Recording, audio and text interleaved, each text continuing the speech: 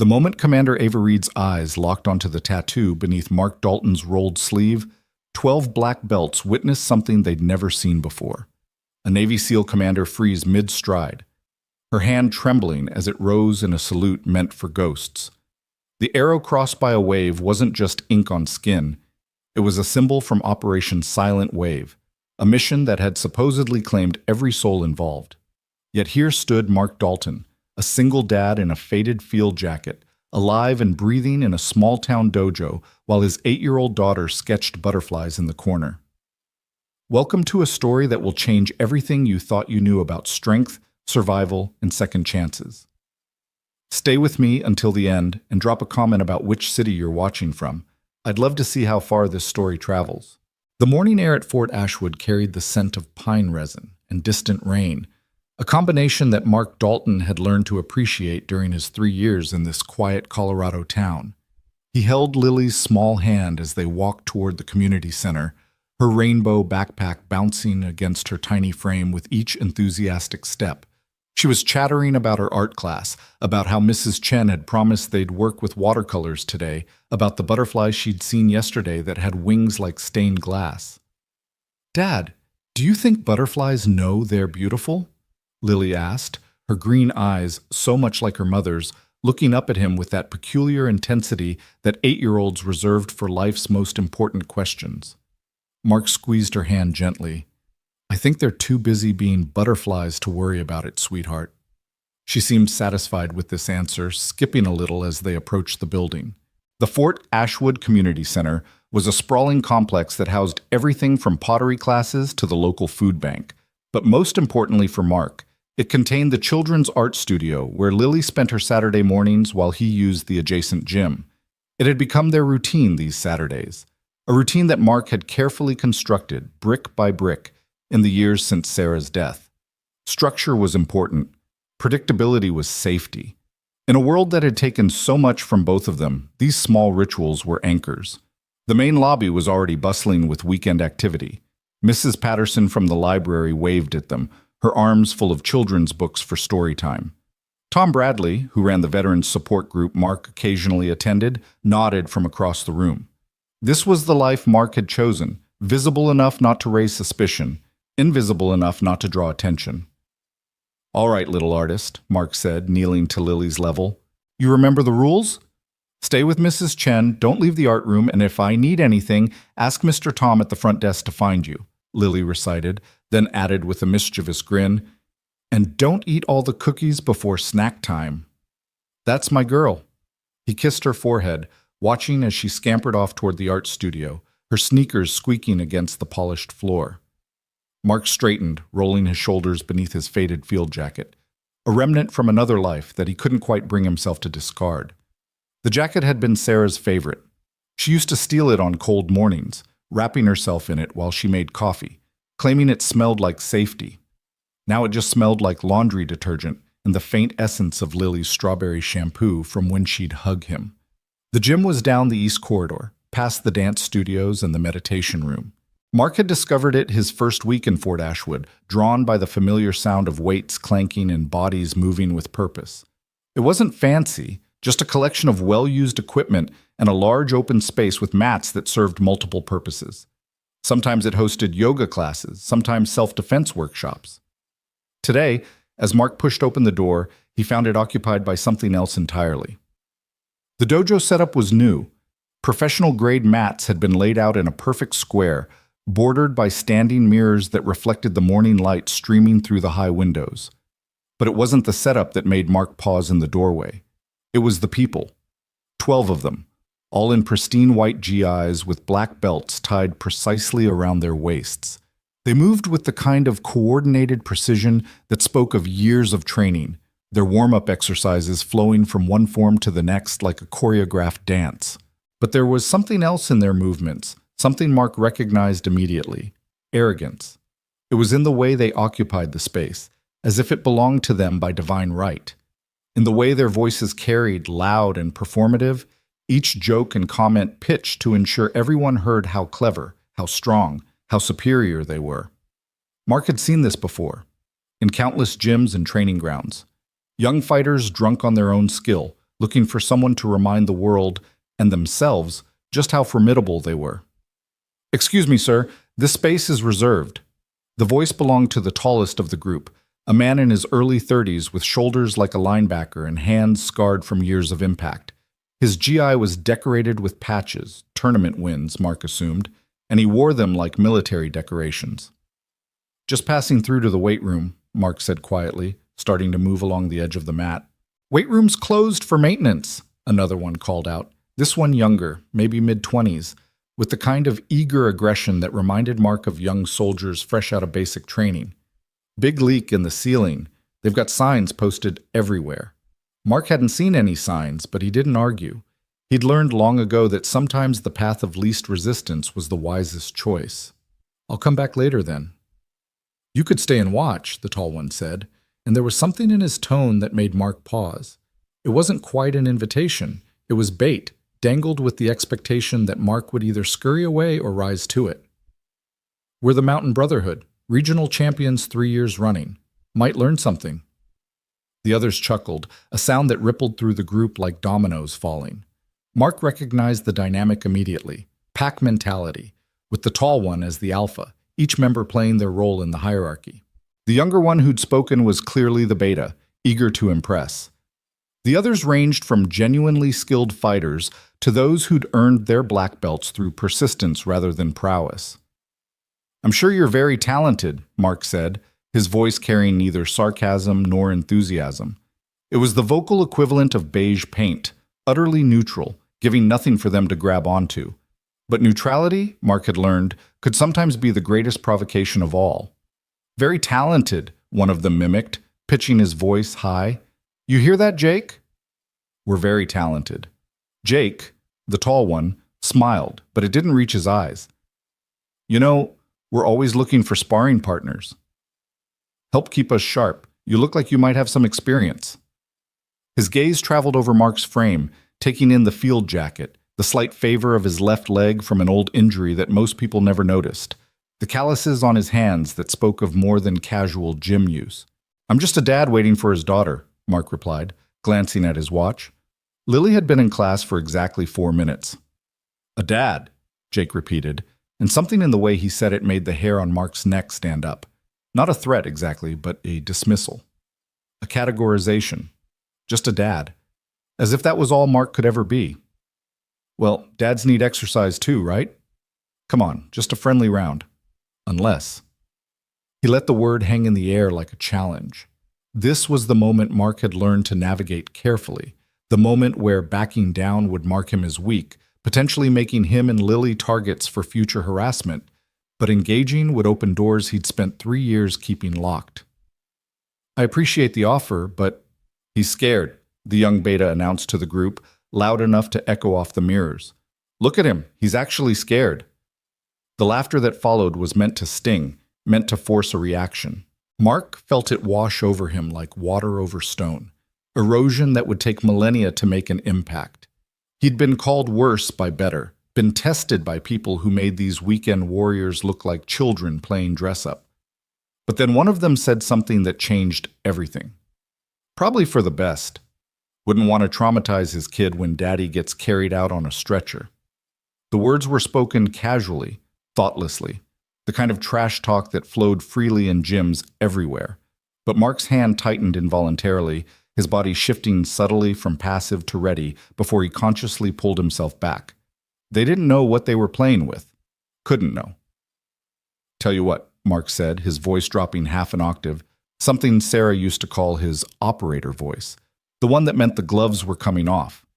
"1 round, 3 minutes. Then I need to get back to my daughter." The change in the room was electric. Jake's smile widened, genuine this time, the smile of a predator who'd successfully lured prey into the open. "Now we're talking. Someone get this man some gear."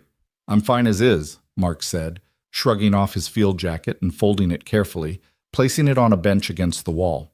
Underneath, he wore a simple gray t-shirt, soft with age and washing.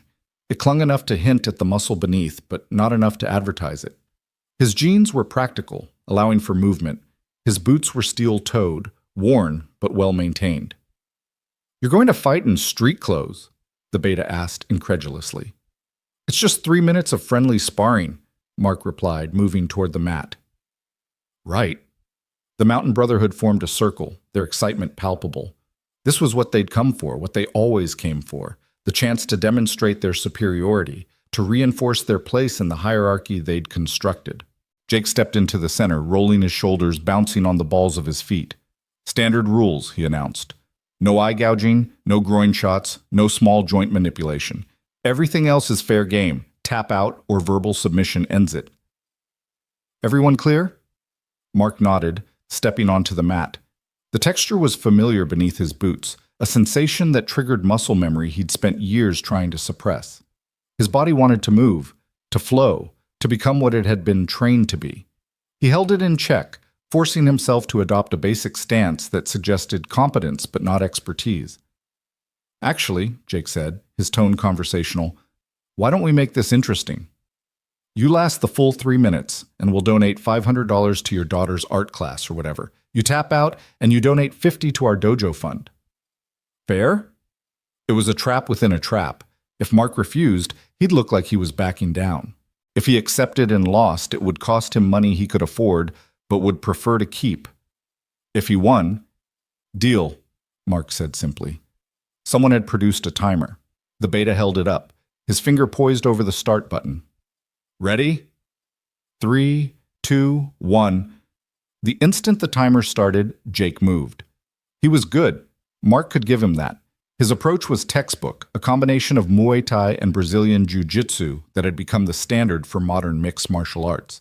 He came in with a testing jab, followed by a low kick aimed at Mark's lead leg, the one Jake had correctly identified as previously injured.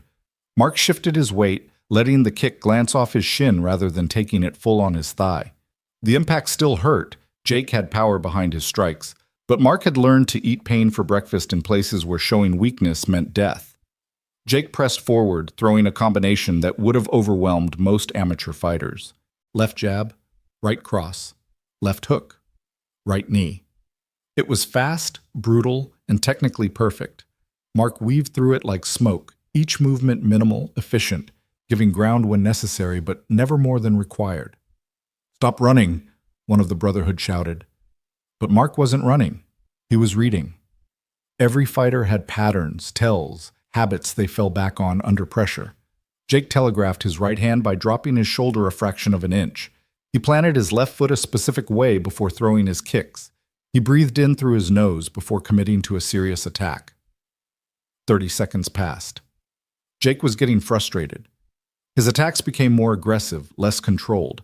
He was used to opponents who either folded quickly or engaged in the kind of back-and-forth brawling that made for exciting matches. Mark was giving him neither. Fight back, coward, the beta yelled. Jake came in with a Superman punch, a jumping strike that covered distance quickly and could be devastating if it landed. It was also a commitment, leaving the attacker vulnerable if it missed. Mark didn't let it miss. Instead, he stepped into it, inside its arc, his forearm coming up to deflect rather than block. Jake's momentum carried him forward, and Mark helped him along with a gentle redirection that sent the bigger man stumbling past. To observers, it looked like Jake had simply misjudged the distance. Only someone with extensive training would recognize the subtle manipulation of momentum and balance. Lucky, Jake spat, turning back with renewed aggression. But luck had nothing to do with it. Everything Mark did was calculated, measured, designed to frustrate without humiliating, to defend without escalating. It was a dance he'd perfected in places where the wrong move meant international incidents. 1 minute passed. Jake was breathing harder now, sweat beading on his forehead. The crowd had grown quieter, sensing something they couldn't quite identify. This wasn't going according to script. Jake changed tactics, shooting for a takedown. It was well executed, the kind of double leg that had probably won him dozens of matches. Mark sprawled, his hips dropping back, his weight pressing down on Jake's shoulders.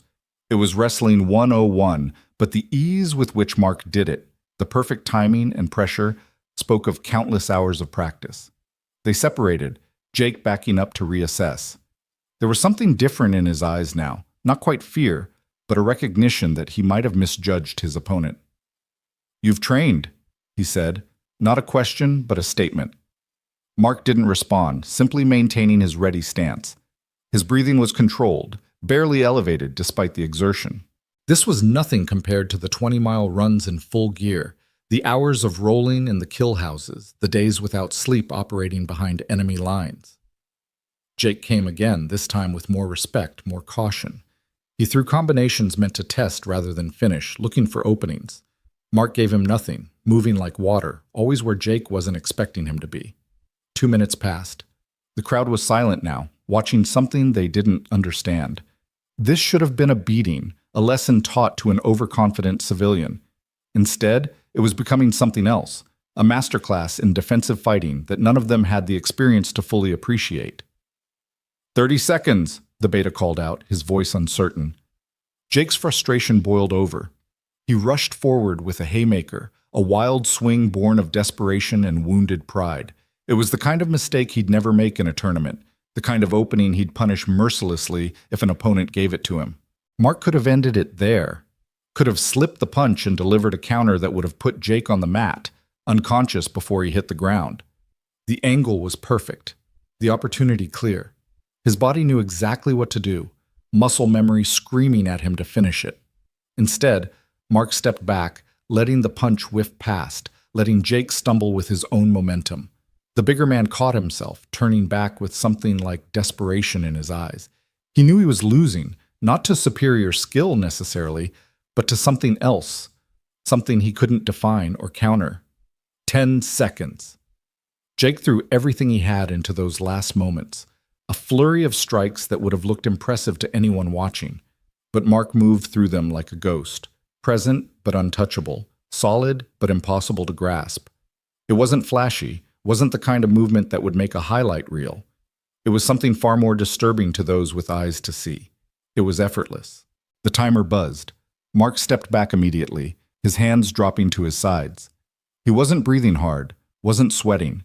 He looked exactly as he had 3 minutes ago, except for a slight flush to his cheeks that could have been from exertion or could have been from the warmth of the room.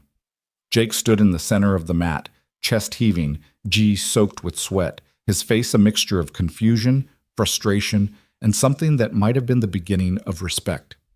"You never attacked," he said, the words coming out between gasps. "You said 3 minutes," Mark replied simply. "I lasted 3 minutes. But you never—" Jake stopped, processing what had just happened. In 3 minutes of constant aggression, he hadn't landed a single clean strike. More disturbing, Mark hadn't needed to attack to achieve that. "Who are you?" Before Mark could answer, the door to the gym burst open with enough force to make everyone turn. A woman stood in the doorway, her presence immediately commanding attention despite her small stature. She wore dress blues, the uniform of a naval officer, pristine and sharp. Her hair was pulled back in a regulation bun, her shoes polished to a mirror shine. But it was her eyes that held the room, dark, intense, scanning the space with the kind of situational awareness that came from years in hostile territories. They swept over the Brotherhood, dismissed them as non-threats, and locked onto Mark with laser focus. Commander Ava Reed had arrived. Mark's blood cooled. He knew her, of course. They'd served together, bled together, had each other's backs in places where trust meant survival. But she was supposed to be dead. Just like he was supposed to be dead. Just like everyone from Operation Silent Wave was supposed to be dead. "Stand down," she said, her voice carrying the kind of authority that bypassed conscious thought and went straight to the spine. The Brotherhood found themselves stepping back before they realized they'd moved. Her gaze never left Mark as she crossed the gym, her steps measured, controlled. When she was 6 feet away, she stopped, her entire body rigid with military bearing. "I need to see your left forearm," she said quietly, but in the silence of the gym, everyone heard her. Mark hesitated. This was the moment he'd spent 3 years avoiding, the past catching up despite every precaution he'd taken. But there was no point in denial, not with Ava. She'd already seen something, recognized something in the way he moved, perhaps, or maybe it was just the inexplicable instinct that had kept them both alive when physics and probability said they should be dead. Slowly, he pushed up the sleeve of his t-shirt. The tattoo was simple compared to the elaborate artwork many veterans carried. Just an arrow crossed by a stylized wave, rendered in black ink that had faded slightly over the years. To most people, it would mean nothing, just another military tattoo among millions. To Ava, it meant everything. Her hand came up in a salute so sharp it could have cut glass. Not the casual greeting of fellow service members, but the kind of salute reserved for moments of profound respect, for honor guards and fallen heroes, for those who had earned recognition beyond words. "Master Chief Dalton," she said, her voice thick with emotion she was fighting to control. "We thought you were KIA." The gym erupted in whispers. "Master Chief, KIA, killed in action." The pieces were falling into place for the Brotherhood, painting a picture they hadn't expected. The quiet dad who'd just made their champion look like an amateur wasn't just trained, he was elite, the kind of elite that countries sent when failure wasn't an option. "Commander," Mark replied, returning the salute with reluctant precision. "It's just Mark now." "I'm just Mark." "Like hell you are," Ava said, dropping her salute but maintaining her military bearing. "Do you have any idea what your survival means?" "What this changes?" "It doesn't change anything," Mark said firmly. "I'm out. Have been for 3 years. I have a daughter now. A life." "A daughter," Ava repeated, and something in her expression softened. She knew what had happened to Sarah, of course. The team had all known about Mark's wife, about her illness, about the impossible choice he'd faced between duty and love. "Lily," Mark nodded, glancing at his watch. "Who's in art class for another hour and expects her boring dad to be waiting when she's done?" "Boring," Jake said, speaking for the first time since the timer had gone off. "You call that boring? What the hell was that? What are you?" Mark turned to look at him, and for just a moment let the mask slip, let them see a glimpse of what lay beneath the suburban dad exterior. It was like looking into an abyss that looked back, a depth of experience and capability that made their weekend warrior games seem like children's toys. "I'm nobody," Mark said quietly. "Just a dad who made a deal about lasting 3 minutes. I believe you mentioned something about a donation?" Jake nodded numbly, his hand already reaching for his wallet. The others were still staring, trying to reconcile what they'd witnessed with their understanding of the world. They'd thought themselves apex predators in their small pond. Now they realized they'd been splashing in the shallows while something from the deep ocean had been watching. "Mark," Ava said, drawing his attention back, "we need to talk. Privately." "No," Mark said simply, "we don't. That life is over. I died in Silent Wave, remember? The official record says so. Mark Dalton, the contractor who moved here 3 years ago with his daughter, has no connection to any of that." "The official record says everyone died in Silent Wave," Ava countered. "But here we both are." The temperature in the room seemed to drop. Both of them, survivors of something that had no survivors. The Brotherhood was listening with the kind of intensity usually reserved for classified briefings, knowing they were hearing something they probably shouldn't, unable to stop themselves from wanting to know more. "How?" Mark asked, the single word carrying years of guilt, wondering, survivor's shame. "Same as you, probably," Ava replied. "Luck, skill, and a refusal to die when the universe insisted on it.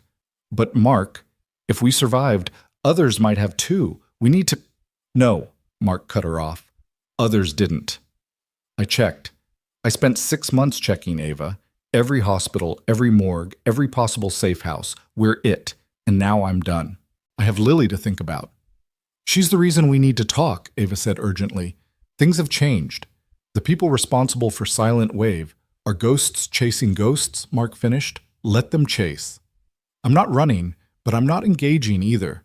I'm just a dad in Colorado who takes his daughter to art class." Ava studied him for a long moment, seeing the resolution in his eyes, the kind of decision that had been carved in stone through pain and loss, and the conscious choice to be something other than what he'd been made to be. "All right," she said finally, "but I'm not going anywhere. I've been stationed at Fort Carson. I transferred here specifically to find you, or to find proof you were really gone. Now that I know you're alive." She trailed off, then straightened. "The offer stands. When you're ready to talk, really talk, you know where to find me." She turned to leave, then paused, looking back over her shoulder.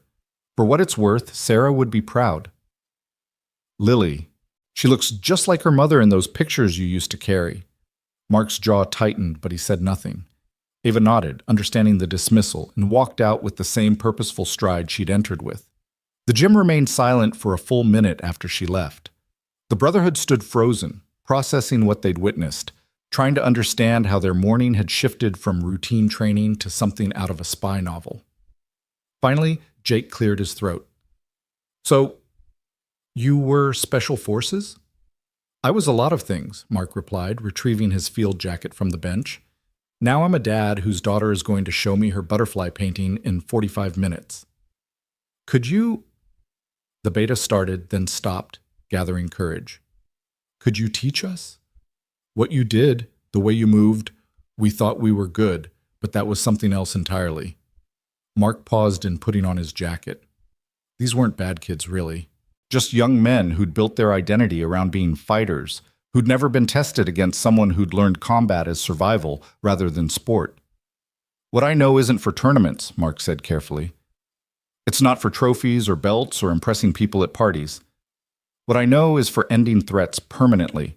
It's for surviving when civilization is a memory and the only law is violence. You don't want to know what I know.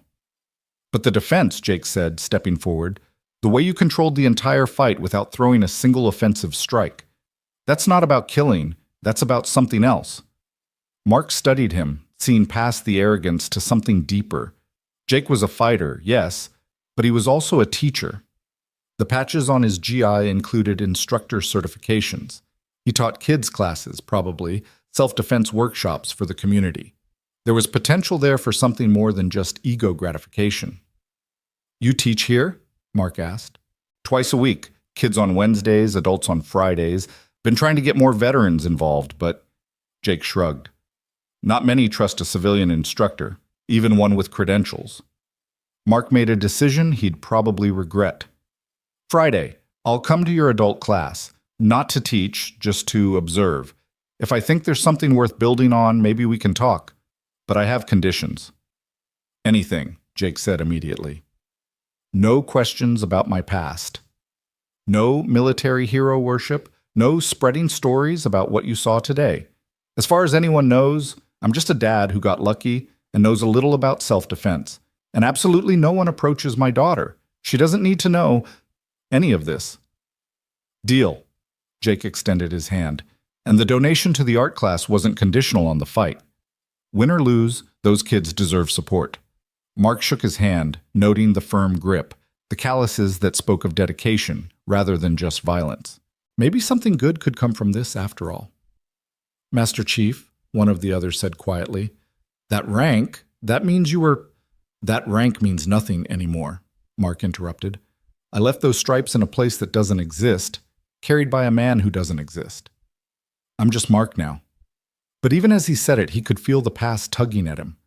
Ava's appearance had cracked the seal on a box he'd welded shut.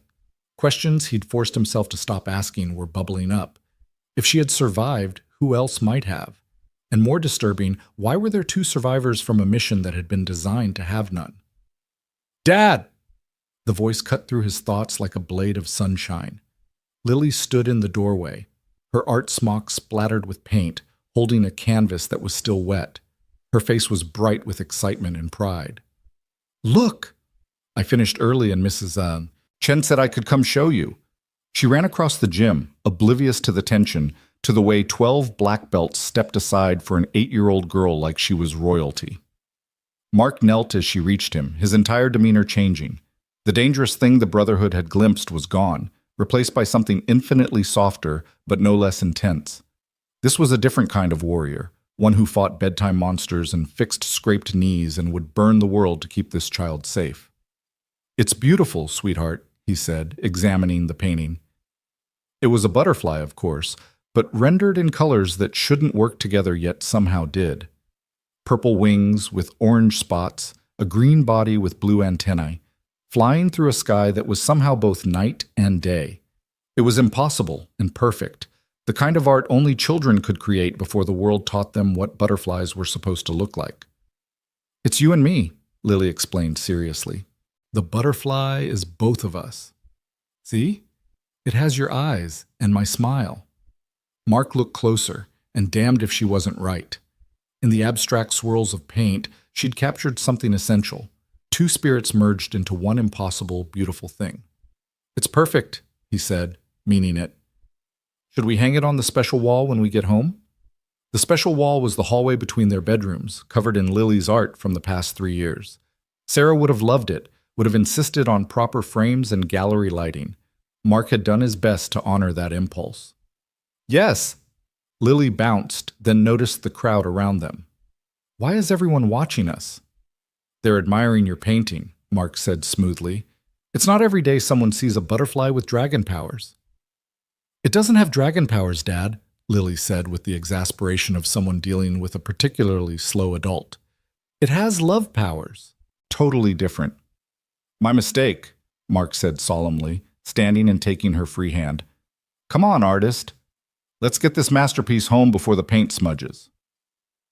As they walked toward the door, Jake called out, "Friday, then?" Mark paused, glanced down at Lily, who was carefully holding her painting level, then back at Jake. "Friday." They left the gym and walked back through the community center, Lily chattering about her class, about how Timothy had spilled blue paint everywhere and how Mrs. Chen had turned it into a lesson about happy accidents. Mark listened with half his attention, the other half processing what had just happened. Ava was alive. After 3 years of believing he was the sole survivor, of carrying that weight alone, she was alive. And if the universe could be wrong about that, what else might it be wrong about? "Dad, you're squeezing too hard," Lily said. Mark immediately loosened his grip on her hand. "Sorry, sweetheart. Just thinking." "About what?" "About how lucky I am," he said truthfully.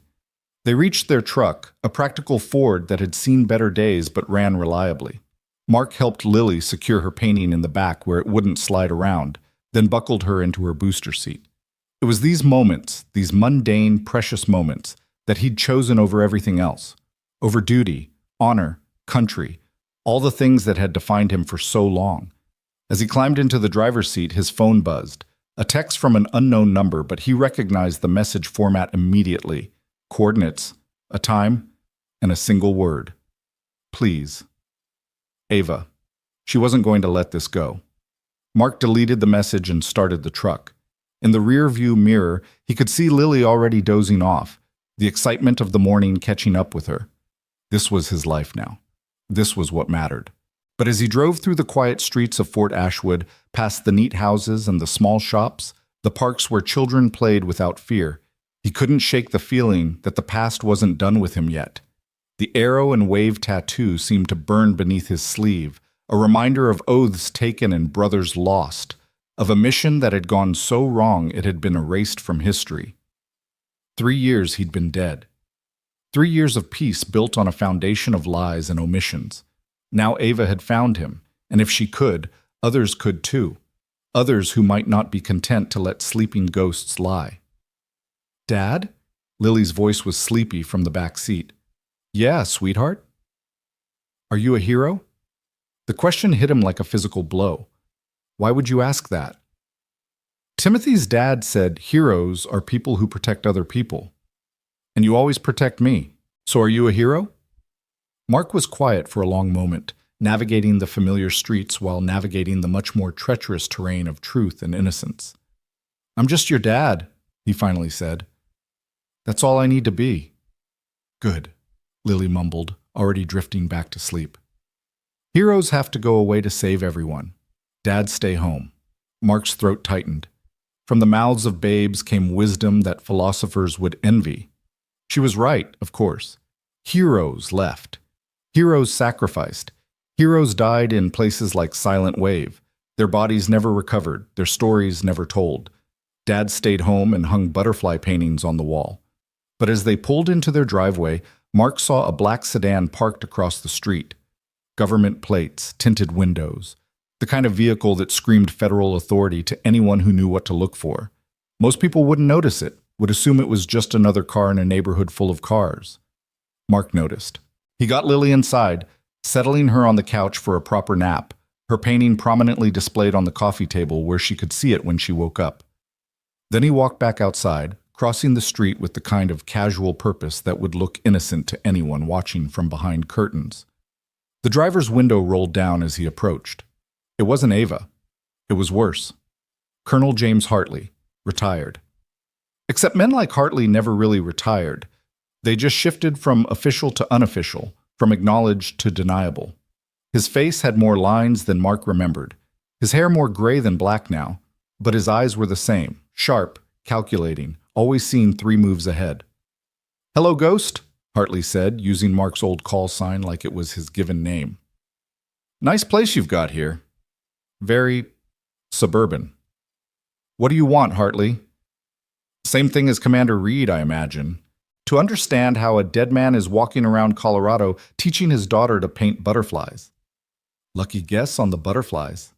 Hartley smiled, the expression not reaching his eyes. "Nothing about this is luck, and we both know it. Silent Wave wasn't supposed to have survivors. And yet here I am." "Yes," Hartley said slowly. "Here you are. The question is, what do we do about it? You leave me alone. I stay dead. Everyone wins. It's not that simple anymore." Hartley pulled out a tablet, showed Mark a photograph. It was grainy, taken from a distance, but unmistakably showing someone Mark recognized. Someone else who was supposed to be dead. "Rodriguez," Mark breathed. "Spotted in Morocco 2 weeks ago, then Petrov in Prague, Chen in Hong Kong. The dead are rising, Ghost, and that means Silent Wave wasn't what we thought it was." Mark stared at the photo, his mind racing. 4 survivors now, possibly more. From a mission that had been designed as a trap, a sacrifice, a way to eliminate an entire unit that had learned too much, seen too much, become too dangerous to exist. "They're hunting us," Mark said. It wasn't a question. "They're hunting someone," Hartley confirmed. "The question is whether it's the survivors or the people who tried to kill you. Either way, your peaceful little life here just got a lot more complicated." Mark looked back at his house, where Lily slept peacefully, unaware that her father's past was circling like sharks smelling blood in the water. He'd tried to bury it, to become someone else, but some things refused to stay dead. "I'm not coming back," Mark said firmly. "Whatever game you're playing, whatever operation you're running, I'm out. I have a daughter to raise." "I'm not asking you to come back," Hartley said. "I'm warning you that back might be coming to you. Reed will approach you again, probably tonight. She'll make an emotional appeal, talk about duty and honor and unfinished business. She means well, but she doesn't see the bigger picture." "Which is?" "Silent Wave wasn't a failed mission. It was a successful one, just not the mission any of you thought you were on." Hartley started the engine. "Watch your 6, Ghost, and maybe teach that daughter of yours about more than just butterflies. The world she's growing up in is going to need people like you, whether you want to be needed or not." The window rolled up and the sedan pulled away, leaving Mark standing on the sidewalk in suburban Colorado, feeling the weight of a past that refused to stay buried. Inside, Lily stirred on the couch, mumbling something about purple wings. Mark walked back in, locked the door behind him, and went through the house performing security checks he hadn't done in months. Windows, sight lines, potential entry points. Old habits returning like muscle memory. In the hallway closet, behind a false panel he'd installed their first week in the house, was a go bag. Cash, fake IDs, weapons, everything they'd need to disappear if necessary. He'd hoped never to open it, to let it gather dust until Lily was grown and the past was truly dead. Now he checked its contents, updated the expired supplies, and added something new, Lily's butterfly painting, carefully rolled and protected in plastic. If they had to run, she'd want it. It would be a piece of home to carry with them. The afternoon passed quietly. Lily woke up, they had lunch. She practiced reading while Mark pretended to work on his laptop, but actually monitored security feeds from cameras he'd installed around the property. Everything was normal, peaceful, exactly as it should be. But that evening, after Lily was in bed, her nightlight casting butterfly shadows on the wall, Mark heard a soft knock at the back door. 3 taps, pause, 2 taps, pause, 1 tap. Military field code for friend approaching. He opened the door to find Ava, now in civilian clothes, jeans and a sweater that made her look younger, less formal. more like the operator he'd known before ranks and politics had separated them. "I know you said no," she began, "but Hartley already came by," Mark interrupted. "Rodriguez, Petrov, and Chen are alive." Her eyes widened. "How did he—" "Never mind, stupid question. Hartley knows everything." She paused. "Did he tell you about the others?" "What others?" "Johnson and Williams. Both dead, really dead this time. Johnson in a car accident in Miami that was anything but accidental. Williams in a home invasion in Seattle where nothing was stolen but his life." Mark felt the cold hand of reality closing around his throat. Someone was hunting the survivors of Silent Wave, picking them off one by one.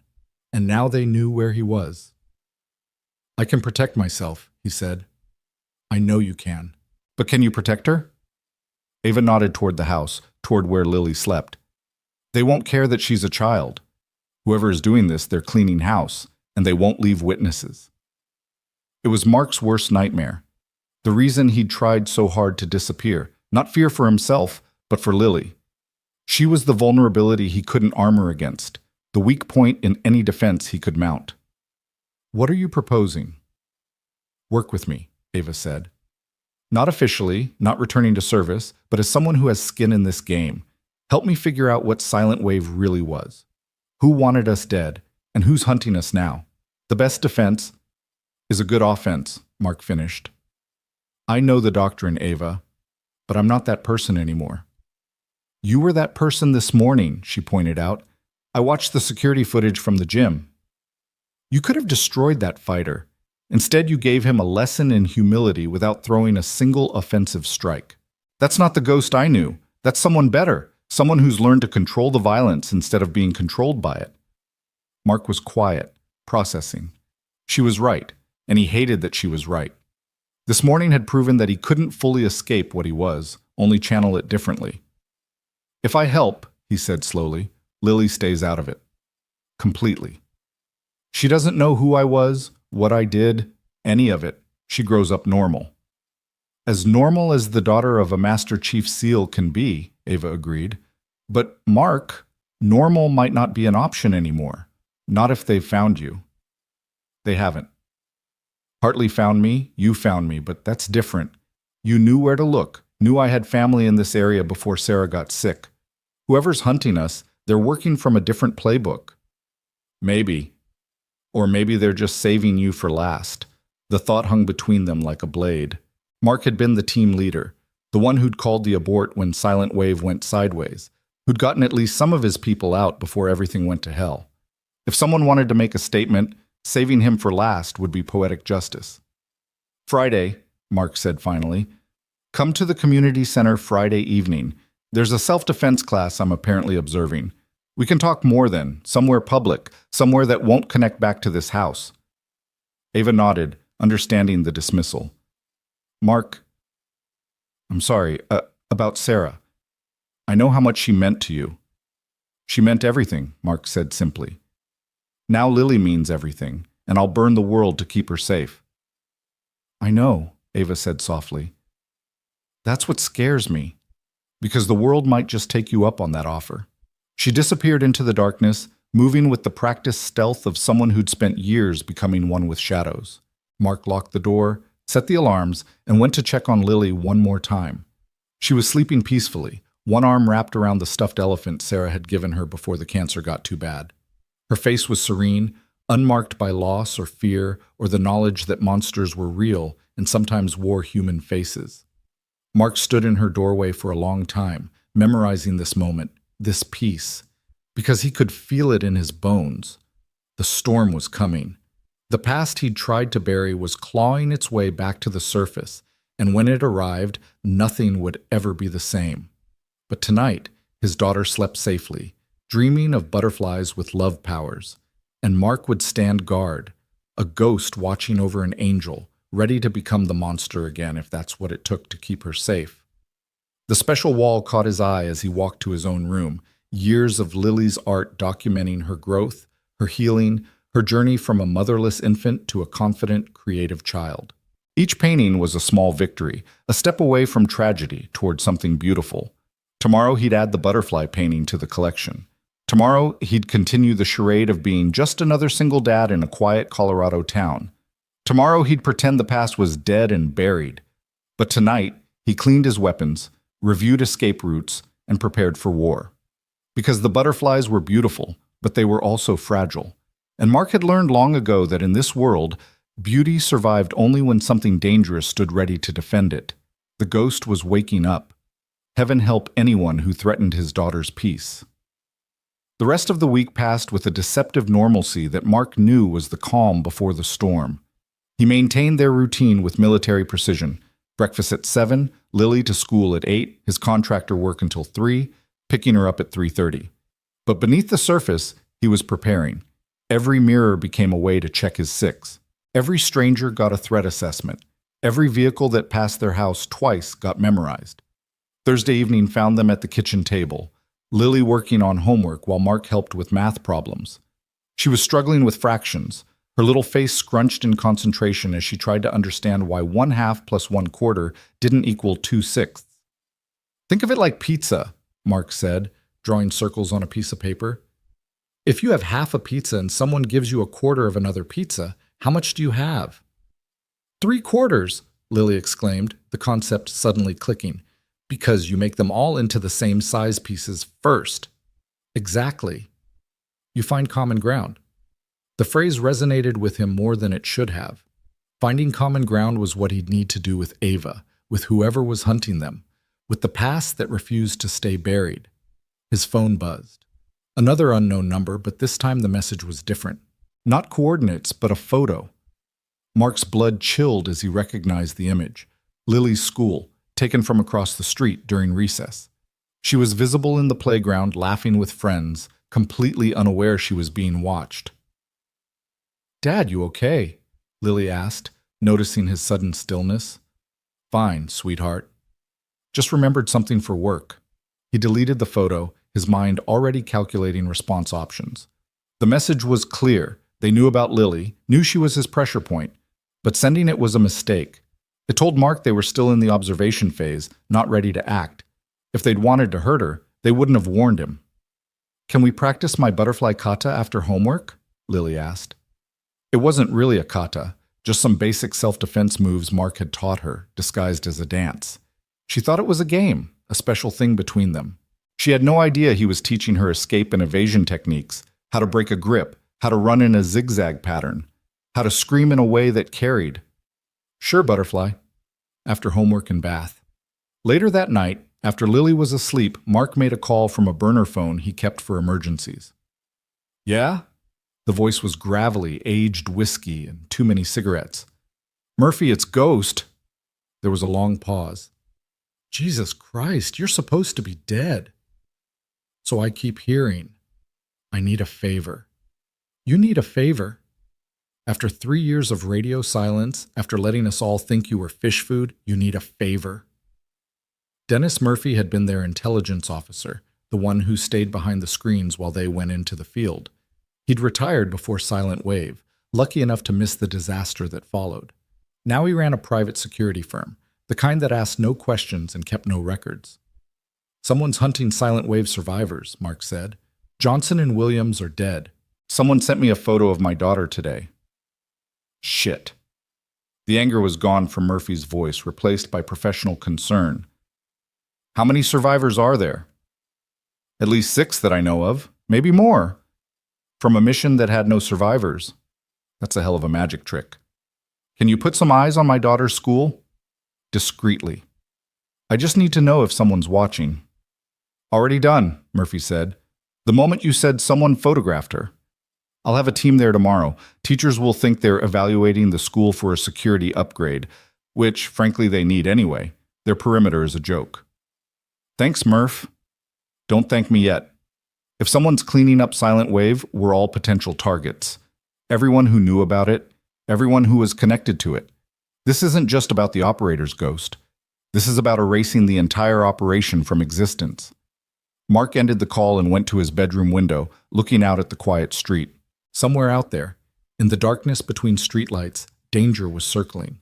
He could feel it, the way animals sense predators even when they can't see them. Friday arrived gray and overcast, the mountains hidden behind a wall of clouds that promised snow. Mark got Lily to school, watching for surveillance, finding none but knowing that meant nothing. Professionals wouldn't be obvious about it. At work, he went through the motions of being a contractor, fixing a porch for Mrs. Henderson, while his mind ran through tactical scenarios. The community center would be crowded tonight.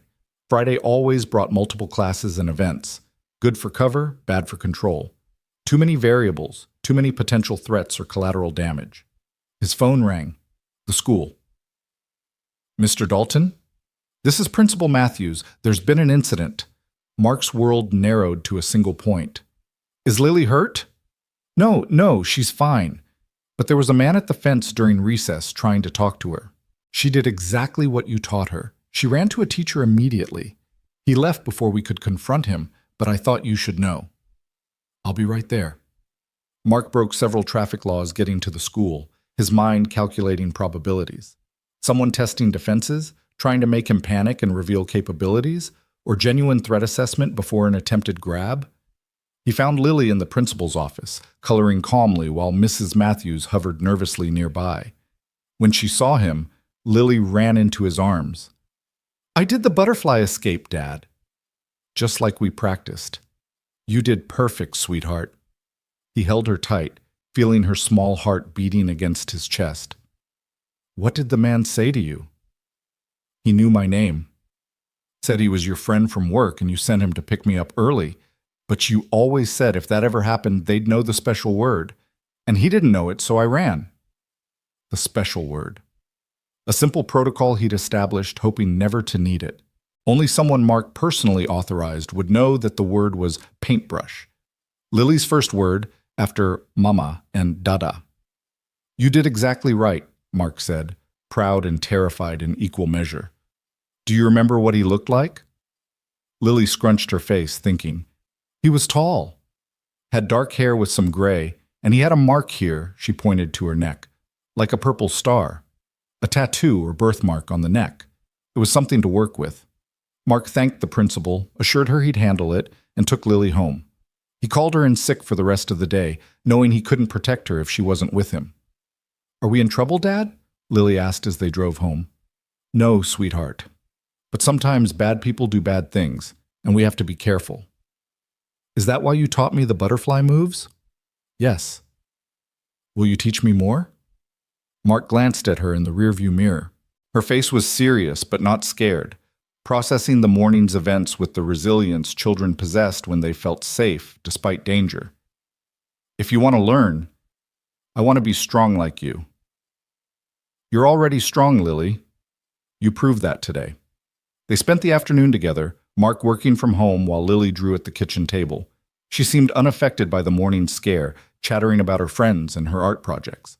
But Mark noticed she stayed closer to him than usual, her chair scooted near enough that their arms occasionally touched. As evening approached, Mark faced a dilemma. The meeting at the community center with Jake and potentially Ava was important, but bringing Lily seemed dangerous now. Leaving her with a sitter was out of the question. His phone buzzed. Murphy. Got eyes on your stalker. Rental car's been circling the school and your neighborhood. Driver matches your daughter's description. Want me to have a conversation with him? No, just watch. I need to know who he's working for before we move. Roger that. Also, you should know, there's chatter in the community. Someone's offering big money for information on Silent Wave survivors. 7 figures for confirmed locations. 7 figures. That was serious money, enough to motivate a lot of dangerous people. It also meant whoever was behind this had resources, probably government or corporate level. Thanks for the heads up. Mark made his decision. They'd go to the community center as planned, but he'd be ready for anything. He packed a bag with supplies, first aid, weapons, cash, burner phones. Then he dressed Lily in clothes suitable for running, tough fabrics, and good shoes, though she didn't notice the tactical nature of his choices. We're going to see some people at the community center, he told her. You can draw in the kids' room while I talk to some adults. But if I say butterfly, what do you do? Drop everything and run to you, she recited. No questions, no arguing, just run. Good girl. The community center was indeed busy when they arrived. basketball practice in the main gym, a pottery class in the arts wing, and Jake's self-defense class in the auxiliary gym.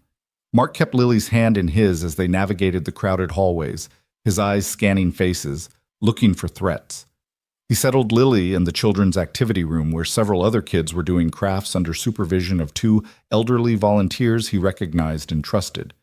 Mrs. Chen was there too, preparing for tomorrow's art class. "I'll be just down the hall," he told Lily. "You can come get me if you need anything."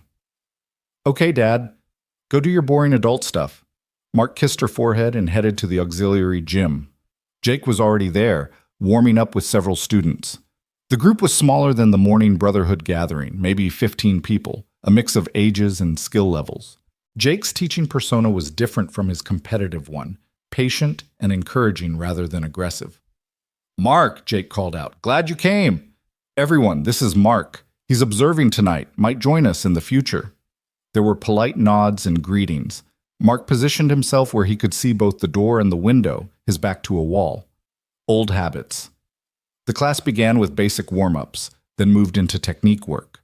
Jake was actually a good instructor, breaking down complex movements into digestible pieces, ensuring everyone understood not just the how, but the why. Mark found himself genuinely interested despite the circumstances. 20 minutes into the class, Ava arrived. She'd changed from her morning civilian clothes into workout gear that didn't quite hide the weapon she had concealed at her ankle. Their eyes met across the room, an entire conversation in a glance. She'd seen something. He nodded slightly. He knew. Jake noticed her entrance. "Welcome." "First time?" "Yes," Ava said, playing the newcomer perfectly. "I heard you had a good program here. Always happy to have new students. We're working on defensive positioning right now." "Mark, would you mind partnering with Ava?" she supplied. "Would you mind partnering with Ava? Show her the basics while I work with the others?" It was almost too convenient, but Mark went along with it. They moved to a corner of the mat, speaking in low voices while appearing to practice. "2 vehicles outside," Ava murmured while demonstrating a wrist release. "Both arrived after you did." "One's mine," Mark replied, adjusting her grip. "Murphy has eyes on. The other?" "Black SUV, government plates. Not mine." They moved through the techniques, their conversation hidden beneath the appearance of instruction. "Hartley?" Mark suggested. "Possible. Or whoever's hunting us got tired of waiting." "My daughter's here." "Down the hall." Ava's expression tightened. "Then we need to be very careful how this plays out." The class continued, but Mark's attention was divided. Every few minutes, he'd glance toward the door, expecting trouble. The paranoia that had kept him alive in hostile territories was screaming that something was wrong. Then Lily appeared in the doorway, holding her art supplies, and Mark's blood froze. Behind her was a man he didn't recognize, hand on her shoulder, guiding her into the room. "Daddy!" Lily called out, not sensing danger. "This man said you wanted me to come here." The room's energy shifted instantly. Jake and his students sensed something wrong, even if they didn't understand what. Ava's hand drifted toward her ankle. Mark forced himself to remain calm, walking toward his daughter with measured steps. "Hey, sweetheart." "Thanks for bringing her," he said to the man, his voice level. "I don't think we've met." The man was average height, average build, with features designed to be forgotten. But his eyes were sharp, calculating, and Mark recognized the type immediately. Intelligence operative, probably CIA or NSA, definitely dangerous. "Agent Carter," the man said, not offering a hand. "We need to talk, Master Chief, privately. I'm just Mark. And anything you need to say can be said here." "I don't think you want that." Carter's grip on Lily's shoulder tightened slightly. Not enough to hurt, just enough to make a point. "Too many civilians." The temperature in the room dropped. Jake stepped forward, not understanding the full situation but recognizing a threat to a child. "Hey, let go of the kid." Carter ignored him, eyes locked on Mark. 5 minutes. That's all I need. Then you and your daughter can go back to your quiet little life." Mark calculated distances, angles, probabilities. Carter was positioned perfectly. Any aggressive move would put Lily at risk. The agent knew his business. "Lily," Mark said calmly, Go to Ava. But now, butterfly, the code word.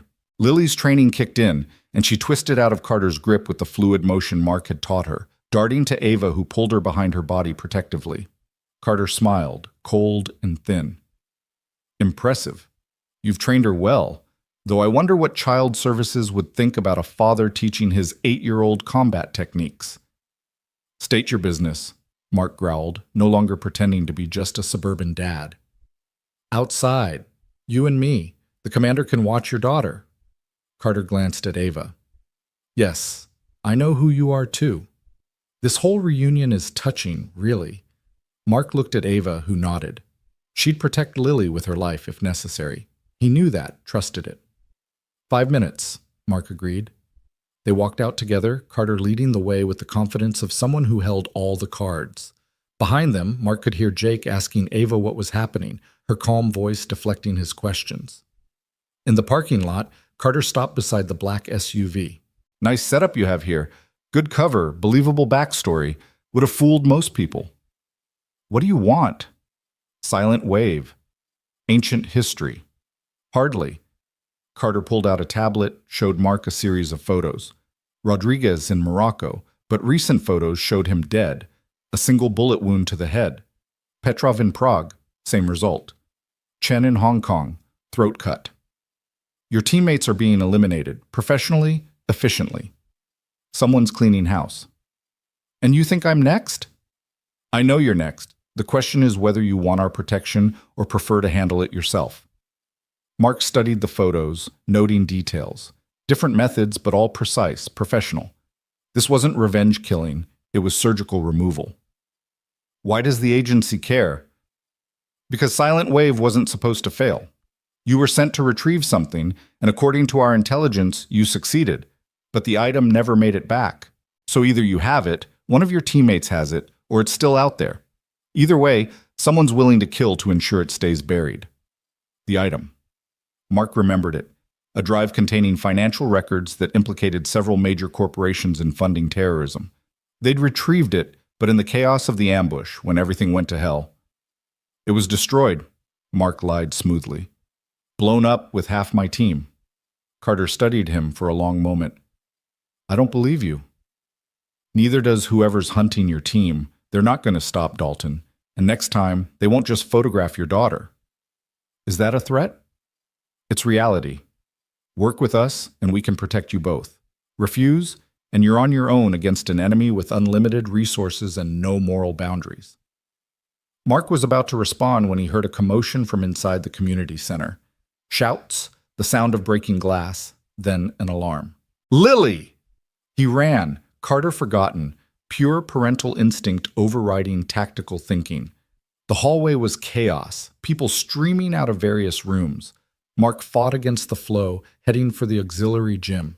He found Jake's class in disarray, several students on the ground, Jake himself holding a bloody nose. But no Ava, no Lily. Where are they? Mark grabbed Jake's shoulder. 2 men came through the window, Jake gasped. Your friend Ava, she fought them, told the little girl to run. They went after them both. Mark's world crystallized into a single purpose. He moved through the building like a hunting wolf, following signs of struggle. Overturned furniture in the kids' room, blood droplets leading toward the rear exit, a child's drawing, Lily's butterfly, crumpled on the floor. The rear parking lot was darker, fewer lights. Mark saw them immediately, 2 men trying to force Ava into a van while she fought viciously. Lily was nowhere to be seen. Mark didn't announce himself, didn't warn them. He simply acted. The first man never saw him coming, a precise strike to the kidney dropping him instantly. The second turned, reaching for a weapon, but Mark was already inside his guard. An elbow to the solar plexus, a knee to the face as he doubled over, then a chokehold that put him to sleep in seconds.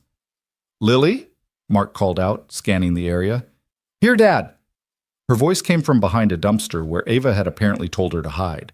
She ran to him and he scooped her up, holding her tight while keeping his eyes on the unconscious attackers.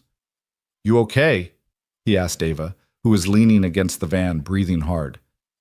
Been better. These weren't amateurs, Mark. Professional contractors, probably military trained. Carter appeared, weapon drawn, surveying the scene. This is what I was trying to prevent. They're escalating. Mark set Lily down but kept her close. Who are they?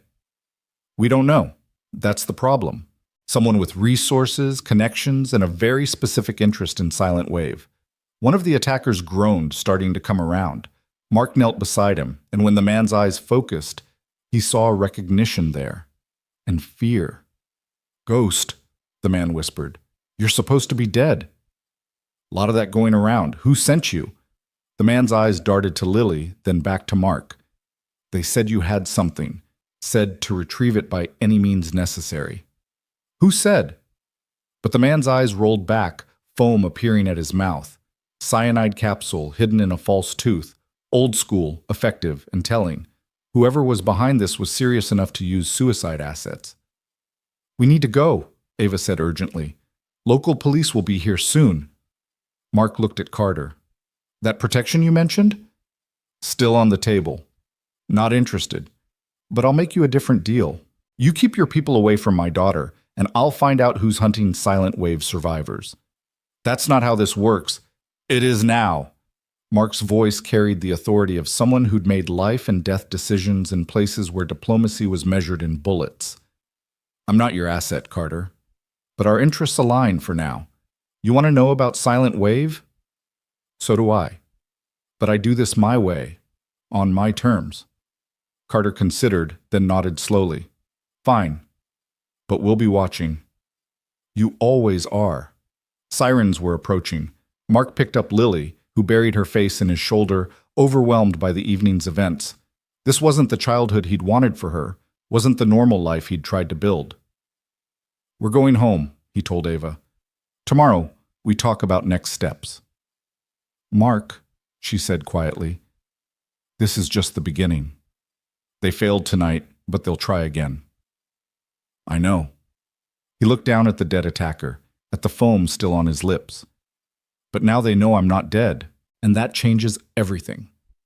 As they walked back through the community center, Jake intercepted them. His nose had stopped bleeding, but his eyes were wide with adrenaline and confusion. What the hell was that? Who are you people? Mark adjusted Lily in his arms, feeling her weight, her trust. We're the people who are going to make sure this never happens here again. Is that a threat? No. It's a promise. Your students did well tonight, stayed calm under pressure. But they're not ready for real violence. If you want, I can help change that. Jake looked at him for a long moment, then at Lily, who was watching him with those big green eyes despite her exhaustion. Monday? Jake asked. Monday, Mark agreed. They drove home in silence, Lily dozing in the back seat despite the excitement. Mark's mind was already working through the implications. Silent Wave's secrets were coming to light, and with them, the ghosts of decisions made in places where morality was a luxury they couldn't afford. At the house, Mark carried Lily to her room, tucking her in with extra care. She stirred, looking up at him with sleepy confusion. Dad? Are we safe? He wanted to lie, to preserve her innocence a little longer, but she'd earned better than that tonight. She'd been brave, had followed instructions, had trusted him even when scared. We're together, he said finally. And as long as we're together, we'll handle whatever comes. Like butterflies. What do you mean, sweetheart? Butterflies look fragile, but they migrate thousands of miles. They survive storms and predators and everything else, because they keep flying. Mark kissed her forehead, marveling at the wisdom of children. Exactly like butterflies. He left her door cracked, the nightlight casting its familiar shadows. Then he went to his room and opened the safe he'd installed in the floor of his closet. Inside, among weapons and cash and fake passports, was a small waterproof container. He opened it, revealing a flash drive. The drive from Silent Wave. The one he'd told everyone was destroyed. The one that contained enough information to bring down governments and corporations to start wars or end them. He'd kept it as insurance, never intending to use it. But now, with Lily threatened and his teammates dying, insurance might not be enough. It might be time to go on the offensive. Mark closed the safe and went to the window, looking out at the quiet street. Somewhere out there, enemies were regrouping, planning their next move. But they'd made a critical error tonight. They'd threatened his daughter. They'd forced him to show his hand. The ghost was fully awake now. And ghosts, as everyone knew, were incredibly hard to kill twice. His phone buzzed. A text from Murphy. Package delivered. Check your door. Mark found a manila envelope on his doorstep, no indication of who had left it. Inside were photographs, surveillance shots of the men who'd attacked them tonight. But these were taken days ago, showing them watching his house, following him to work, stalking Lily's school. They'd been under surveillance for days, maybe weeks. The attack tonight wasn't spontaneous. It was planned, coordinated. Which meant there were more players in this game than just Carter and whoever was hunting Silent Wave survivors. The last photo stopped his heart. It was Sarah's grave, fresh flowers placed there. Flowers he hadn't left. Someone was sending a message, but Mark couldn't tell if it was a threat or something else entirely. He looked at the timestamp on the photo. This morning, while he was sparring with Jake, someone had visited his wife's grave during the exact time they knew he'd be distracted. A second text from Murphy. There's more. Meet me tomorrow. Bring coffee. The good stuff. Mark deleted the texts and burned the photos in the sink, washing the ashes down the drain. Tomorrow would bring new challenges, new threats, new decisions. But tonight, his daughter was safe, sleeping peacefully despite the chaos that had touched their lives. He made one more round of the house, checking windows, doors, sight lines. Everything was secure, but security was an illusion. The only real safety came from being more dangerous than your enemies, and Mark had spent years trying not to be dangerous at all. That luxury was gone now. The father could no longer pretend the warrior didn't exist. They were the same person, always had been. The only question was how to balance both roles without losing himself in either. In her room, Lily murmured in her sleep something about purple wings and love powers. Mark stood in her doorway, watching her breathe, and made a promise to Sarah's memory and to the universe itself. No one would hurt their little girl. No one would take away her butterflies and rainbows and innocent joy. He would stand between her and the darkness, would become the darkness if necessary, to keep her in the light. The community center attack had been a declaration of war, but wars were won by those who understood the battlefield best, and Mark had been studying battlefields his entire adult life. Tomorrow, he would begin gathering intelligence, building alliances, preparing for the conflict ahead. But tonight, he was just a dad, watching over his daughter, ready to face whatever monsters came calling. The butterflies on her wall seemed to dance in the nightlight's glow, fragile and beautiful and stronger than they appeared, just like the little girl who'd painted them, just like the life they'd built together, just like the love that would make Mark move mountains or burn them down, whatever it took to keep her safe. The war was coming, but for now, in this moment, there was peace. And Mark stood guard over it, a ghost in the darkness, a father in the light, ready for whatever dawn would bring. Saturday morning arrived with a frost that painted the windows in crystalline patterns, the kind of delicate artwork that Lily would normally spend minutes examining before breakfast. But she was subdued today, pushing eggs around her plate while Mark made coffee, both of them carrying the weight of last night's violence in different ways. "Dad," she said finally, "those men wanted to hurt us." "Yes," Mark replied, seeing no point in lying. "But they didn't succeed. Because you stopped them. Because we were prepared. Because you listened and did exactly what you were supposed to do." He sat beside her, abandoning his coffee. "You were very brave." "I was scared," she admitted, her voice small. "Being brave doesn't mean not being scared. It means doing what needs to be done despite the fear." Mark touched her chin gently, lifting her eyes to meet his. "You're the bravest person I know." She managed a small smile, then surprised him by asking, "Were you a soldier? Before Mom got sick?" The question hung between them, a bridge between the life he'd tried to leave behind and the one they'd built together. Mark had always known this moment would come, had rehearsed various answers, but none of them seemed adequate now. "Something like that," he said carefully. "I helped protect people." "Is that why those men came? Because of something you did before?" "I think so, yes." Lily absorbed this information with the remarkable adaptability of children, then asked the question that mattered most to her. "Are more bad men coming?" "Maybe." but I won't let them hurt you. Promise? With my whole heart. She nodded, seemingly satisfied, and returned to her breakfast with slightly more enthusiasm. Mark's phone buzzed. Murphy, with an address and a time. The meeting would have to wait until he could arrange protection for Lily. As if reading his thoughts, his daughter said, "Can I stay with Mrs. Chen today? She said she'd teach me Chinese watercolor techniques if I ever had a free Saturday." Mrs. Chen lived in a secure building with good sight lines and limited access points. More importantly, she was former Taiwanese intelligence, though she'd never admitted it directly. Her retirement to teaching art was cover as much as passion. She'd keep Lily safe. Mark made the call, and Mrs. Chen agreed immediately, her tone suggesting she understood more than he was saying. They drove over together, Mark taking a circuitous route, checking for tails. The city was waking up slowly, families heading to soccer games and farmers' markets, living lives untouched by the shadows that had crept into his. Mrs. Chen met them at her door, her weathered face kind but her eyes sharp. "Lily, I have special paper from Beijing perfect for butterfly paintings." As Lily eagerly followed her inside, Mrs. Chen caught Mark's arm. "How long?" "Few hours, maybe more." "She'll be safe." It wasn't a question. Mrs. Chen's apartment was a fortress disguised as an artist's studio, with reinforced doors, bulletproof glass, and several escape routes Mark had identified the first time Lily had visited. "Thank you," Mark said, meaning more than just the babysitting. "We protect our own," Mrs. Chen replied simply, then closed the door with the series of locks clicking into place.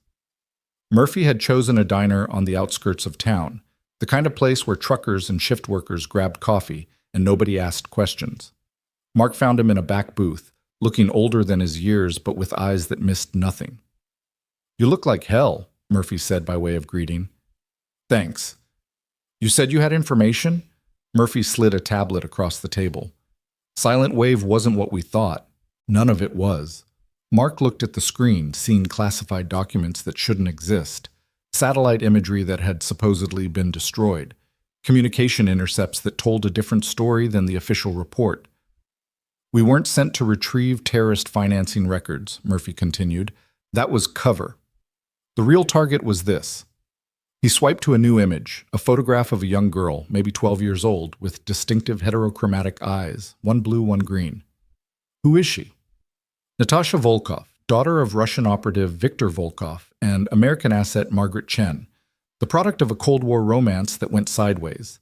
She has a unique genetic marker that makes her immune to certain biological weapons, weapons that officially don't exist."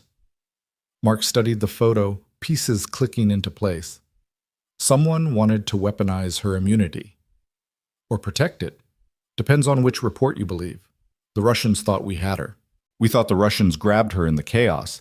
But according to this, Murphy swiped again, showing a death certificate, she died in the crossfire. But her body was never recovered. And now, 7 years later, someone's killing everyone who was there that night. You think she's alive? I think someone knows what really happened to her, and they're cleaning house before that information gets out. Murphy leaned back, his coffee untouched and cold. There's more. Remember Thompson? He died in the initial ambush. That's what we were told. But I found this in some NSA intercepts from last month. The image was grainy, taken from a distance, but the face was unmistakable. Staff Sergeant Derek Thompson, very much alive, sitting at a cafe in Budapest. Son of a bitch, Mark breathed. How many of us actually died that night? That's the million-dollar question. The official report says everyone except you and now Reed. But we've got confirmed sightings of at least 6 teammates, and now Thompson makes 7. Either someone's doing a hell of a job with lookalikes, or Silent Wave was compartmentalized beyond anything we understood. Mark's mind was racing. If Thompson was alive, if half the team had survived, then the entire narrative of Silent Wave was fabricated, which meant someone had orchestrated not just a mission, but an elaborate deception that had lasted 7 years. Why now? Mark asked. Why start hunting survivors after all this time? Something changed 3 weeks ago. Murphy pulled out a newspaper clipping from a French paper. Recognize her. The woman in the photo was professionally dressed, addressing the UN Council on Human Rights. But those eyes, one blue, one green, were unmistakable. Natasha Volkov, Mark said quietly. She's alive. Going by the name Dr. Natalie Voss now, prominent advocate for biological weapons treaties. And according to my sources, she's been asking questions about a certain military operation from 7 years ago. She's looking for us. Or someone wants us to think she is. Either way, the timing's not coincidental. She surfaces, and suddenly silent wave survivors start dying. Mark's phone rang. Mrs. Chen. We have visitors, she said calmly, but Mark heard the tension underneath. 3 men, professional, watching the building. Don't engage. I'm 10 minutes out. Lily's safe. We're in the special room. The special room, Mrs. Chen's panic room, disguised as a supply closet. Mark had helped her design it, never thinking it would be needed. Murphy, I need backup. Now. Already moving, Murphy said, pulling out his phone and sending rapid texts. I've got assets nearby. They'll provide overwatch. They took Murphy's vehicle, a modified SUV with armor plating and run-flat tires. As they drove, Mark checked his weapons, the Glock 19 he always carried, a backup .38, and the knife that had saved his life more times than he could count. This is escalating fast, Murphy observed, taking corners at speeds that should have been reckless, but somehow weren't. They're targeting pressure points. First the school, then the community center, now this. They're trying to force me into the open. Or they're trying to grab leverage. Murphy's expression was grim. Your daughter's the only thing that could make you cooperate with whatever they want. They reached Mrs. Chen's building to find it surrounded by an unusual amount of activity. Food delivery trucks that weren't delivering food, utility workers who moved wrong for their supposed jobs, pedestrians who paid too much attention to their phones while watching the building. At least 6 assets, Murphy counted. This isn't a grab team. It's a containment operation. They're not trying to get in, Mark realized. They're making sure we can't get out. His phone rang. Unknown number. Master Chief Dalton. The voice was cultured, European accent, probably Eastern European. I believe you have something that belongs to me. I don't know what you're talking about. The drive from Silent Wave. The real one, not the decoy you gave your handlers. I know you kept it as insurance. I'm willing to trade for it. Trade what? Your daughter's safety, of course, and perhaps some answers about that night, about who really died and who really lived, about why you were sent there in the first place. Mark gestured to Murphy to trace the call, but Murphy was already working on it, fingers flying over his equipment. I'm listening, Mark said, buying time. The girl you were sent to retrieve, she was never the real objective. She was bait. The entire operation was designed to eliminate your unit, but not for the reasons you think. Enlighten me. Your team had become too effective, too independent. You'd learned things through your operations that certain people needed to keep buried. Silent Wave was supposed to be a clean sweep. Eliminate the team while making it look like a failed operation. But it actually failed. Did it? Half your team survived, scattered to the wind with new identities. The girl lived, hidden and protected, until she could disappear into a new life. And you kept the drive, the real proof of what happened. I'd say the operation succeeded perfectly, just not in the way anyone intended. Murphy held up his tablet. He had a location. The call was coming from inside Mrs. Chen's building. You're already inside, Mark said. Very good. Your reputation is deserved. I'm in apartment 4B, 3 floors below your daughter. I came alone as a sign of good faith. Will you meet me, or shall we continue this elaborate dance until someone gets hurt? Mark looked at Murphy, who shrugged. It was clearly a trap, but sometimes the only way out of a trap was through it. 5 minutes. If I don't like what I hear, you won't leave that apartment alive. Dramatic but fair. I'll leave the door open. Mark entered the building through the service entrance, Murphy providing overwatch from across the street. The surveillance teams didn't try to stop him. Apparently this meeting was what they'd been orchestrating all along. Apartment 4B was modest but strategically located, with good views of both the street and the building's main entrance. The door was indeed open. Mark entered with his weapon drawn, finding a single man sitting casually in an armchair, hands visible, no apparent weapons. He was older, perhaps 60, with silver hair and the kind of face that could blend into any European city. But his eyes were distinctive, cold, intelligent, and familiar. Viktor Volkov, Mark said. Natasha's father. Former father. She believes I'm dead, which is for the best. Volkov gestured to a chair across from him. Please sit. We have much to discuss and little time. Talk. 7 years ago, my daughter was taken by people who wanted to use her unique genetics for weapons development. Both our governments sent teams to retrieve her. Yours got there first, but the extraction went wrong. We were ambushed. No, you were betrayed. By your own handler, the same person who's now hunting the survivors. Mark kept his expression neutral, but inside pieces were falling into place. Their handler for Silent Wave had been Colonel David Morrison, a man who'd disappeared after the operation, supposedly killed in a car accident 2 months later. Morrison's dead, Mark said. David Morrison is dead. But the man you knew as Morrison is very much alive. His real name is Dmitry Kozlov, a double agent who'd been playing both sides for years. Bullshit. Volkov pulled out a tablet, showed Mark a series of photographs. Morrison at various stages of his career, but with subtle differences. Scars that appeared and disappeared, facial features that didn't quite match when examined closely. He used doubles, body modifications, an entire constructed identity.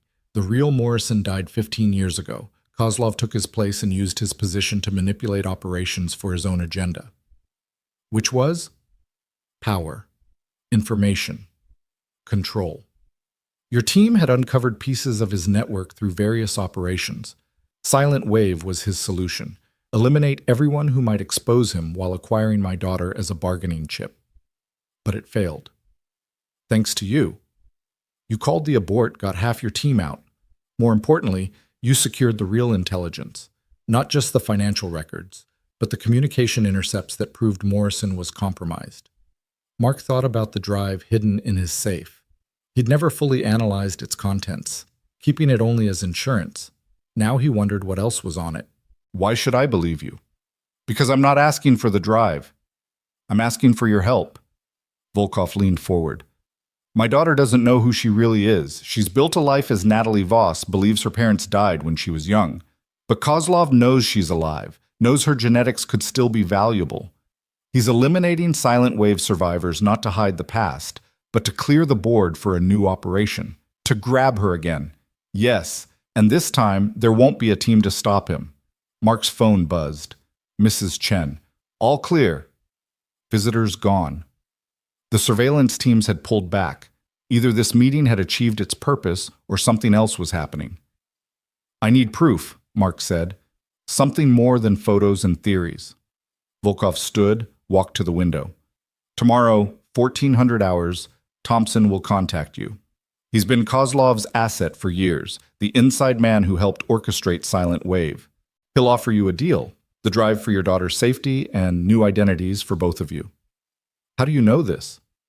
Because I've been tracking Kozlov for 7 years. I know his patterns, his assets, his plans. Thompson's offer will be genuine, but acceptance means Kozlov wins. He gets the evidence that could expose him and eliminates the last person who could identify him, you. Why do you care? Your daughter's safe. For now. But Kozlov's moving towards something bigger.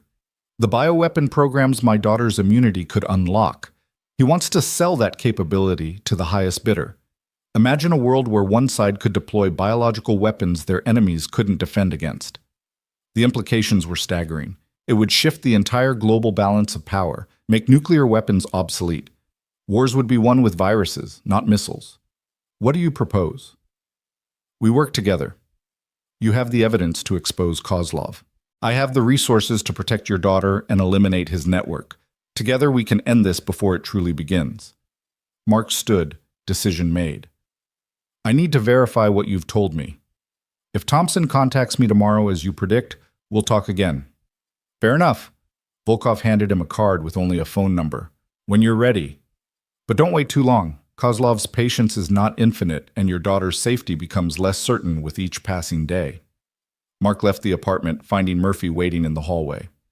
I heard everything, Murphy said, tapping his earpiece. Could be truth, could be an elaborate con. Only one way to find out. We wait for Thompson's call. They retrieved Lily from Mrs. Chen's panic room, finding her calmly painting with watercolors as if nothing had happened. The resilience of children never ceased to amaze Mark. "Did you finish your business, Dad?" Lily asked, not looking up from her work. "For now, sweetheart." "Good. Look, I painted you." The painting showed a figure standing between a small girl in dark shadows, arms spread wide like wings, like a butterfly, but also like a shield. "It's beautiful," Mark said, throat tight. "Mrs. Chen taught me about negative space," Lily explained, "how sometimes what you don't paint is as important as what you do." The wisdom in that observation wasn't lost on Mark. The spaces between the lies, the gaps in the official story, the absence where truth should be, those negative spaces were painting a picture of their own. That evening, back at home with security measures tripled and Murphy's team providing discreet surveillance, Mark finally opened the drive from Silent Wave. Not the decoy he'd given his handlers, but the real one, hidden for 7 years. What he found changed everything. Communication intercepts between Morrison and unknown parties, discussing the elimination of his team. Financial records showing payments to Thompson and 2 other team members who'd supposedly died. Medical files on Natasha Volkov that detailed not just her immunity, but something else. She was pregnant during the operation. Someone had been experimenting on her, using her unique genetics to create something new. But most damning was a video file, corrupted but partially recoverable. It showed Morrison meeting with someone whose face was obscured, but whose voice was clear. They were discussing the real purpose of Silent Wave, not to retrieve or eliminate anyone, but to test a new bioweapon on Mark's team. The ambush site had been prepared with an aerosol agent that should have killed everyone within minutes. The fact that half the team survived meant something had gone wrong, or perhaps right, from a certain perspective.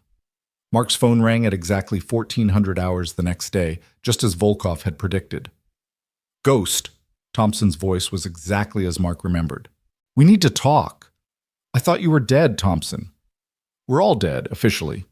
But official's never been our strong suit, has it?" "What do you want?" "To make a deal.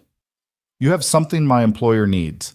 I'm authorized to offer you everything, new identities, enough money to disappear forever, and most importantly, guaranteed safety for your daughter. In exchange for the drive. The real one. We know you kept it." Mark was silent, processing. Volkov had been right about the contact, the timing, even the offer, which meant he was probably right about the rest. "I need time to think. 24 hours, then the offer expires and other methods become necessary." The line went dead. Mark looked at Lily, who was doing homework at the kitchen table, humming softly to herself. She'd adapted to their new reality with remarkable grace, accepting the security measures and constant vigilance as just another aspect of life with Dad. His phone buzzed. A text from Ava. "We need to meet. I found something." An hour later, after dropping Lily at another secured location with Mrs. Chen, Mark met Ava at a park on the edge of town. She looked tired, stressed in a way that went beyond physical exhaustion. "I've been digging into Morrison's files," she said without preamble, "using some contacts at Naval Intelligence." Mark, he knew. Knew what? About Sarah, about her cancer. The medical reports show she was exposed to a chemical agent 2 years before diagnosis, the same signature as weapons Morrison's unit had access to. The world tilted. Mark had to sit down on a nearby bench, his legs suddenly unable to support him. "He poisoned my wife?" "I think so. You were getting too close to something in your investigations. Sarah was leverage, a way to control you, get you emotionally compromised, distracted. But she got sick after I retired. The agent has a long incubation period. By the time symptoms appeared, there'd be no way to trace it back." Ava sat beside him, her hand briefly touching his. "I'm sorry, Mark. I'm so fucking sorry." Rage built in Mark's chest, cold and purposeful. Not the hot anger of immediate betrayal, but the frozen fury of premeditated vengeance. Morrison, Kozlov, had killed Sarah as surely as if he'd put a gun to her head, had made Mark watch her waste away, had left Lily motherless, all to protect his secrets. "Where is he?" "I don't know yet, but Thompson might." Mark stood, decision crystallizing. Then we take Thompson. Find out what he knows. That's not the Mark Dalton way. You're the one who finds peaceful solutions. That man died with his wife. What's left is someone who's very good at war. Mark looked at Ava, and she saw something in his eyes that made her step back. They took Sarah from me. They threatened Lily. There's no peaceful solution anymore. What about your daughter? She needs her father, not a weapon. She needs to be safe, and she won't be until every last one of them is gone. They spent the rest of the day planning. Thompson would expect Mark to come alone to whatever meeting he proposed. But Mark wouldn't be alone. Murphy's assets, Ava's resources, even Volkov's network if necessary, they'd all converge to end this. That night, Mark sat with Lily as she prepared for bed. She was drawing again, always drawing, processing the world through art the way her mother had. "Dad," she said suddenly, "are you going to have to go away?" The question caught him off guard. "What makes you ask that?" "You have the same look Mom had before she went to the hospital the last time. Like you're saying goodbye." Mark pulled her into his arms, holding her tight. "I'm not going anywhere, Butterfly. I promise. But you might have to fight the bad men." "Maybe. Will you win?" Mark thought about all the training, all the operations, all the times he'd walked into hell and walked back out. But this was different. This was personal. "Yes," he said simply, "I'll win." "Good." Lily pulled back, looking at him with those green eyes that were so much like Sarah's. "Because I already lost Mom. I can't lose you too." "You won't. Ever." Later, after Lily was asleep, Mark stood in his garage looking at the tactical gear he'd hidden there. Body armor that had saved his life in countless operations. Weapons that were extensions of his will. Equipment that could turn a single man into a force multiplier. He thought this part of his life was over. Had tried to bury Ghost and become just Mark, just Dad. But some ghosts refused to stay buried. Some debts demanded payment in blood. His phone rang. Thompson again. "Tomorrow, noon, the abandoned warehouse on Route 7. Come alone. Bring the drive." "I'll be there." "Smart choice, Ghost. This is the best way to keep your daughter safe." Mark hung up without responding. Thompson had no idea what was coming. None of them did. They'd awakened something that should have been left sleeping, had threatened the one thing that mattered more than life itself. Tomorrow, the ghost would rise one last time. And when the dust settled, either Mark and Lily would be free, or he'd take everyone involved down with him. There were no other options, no middle ground.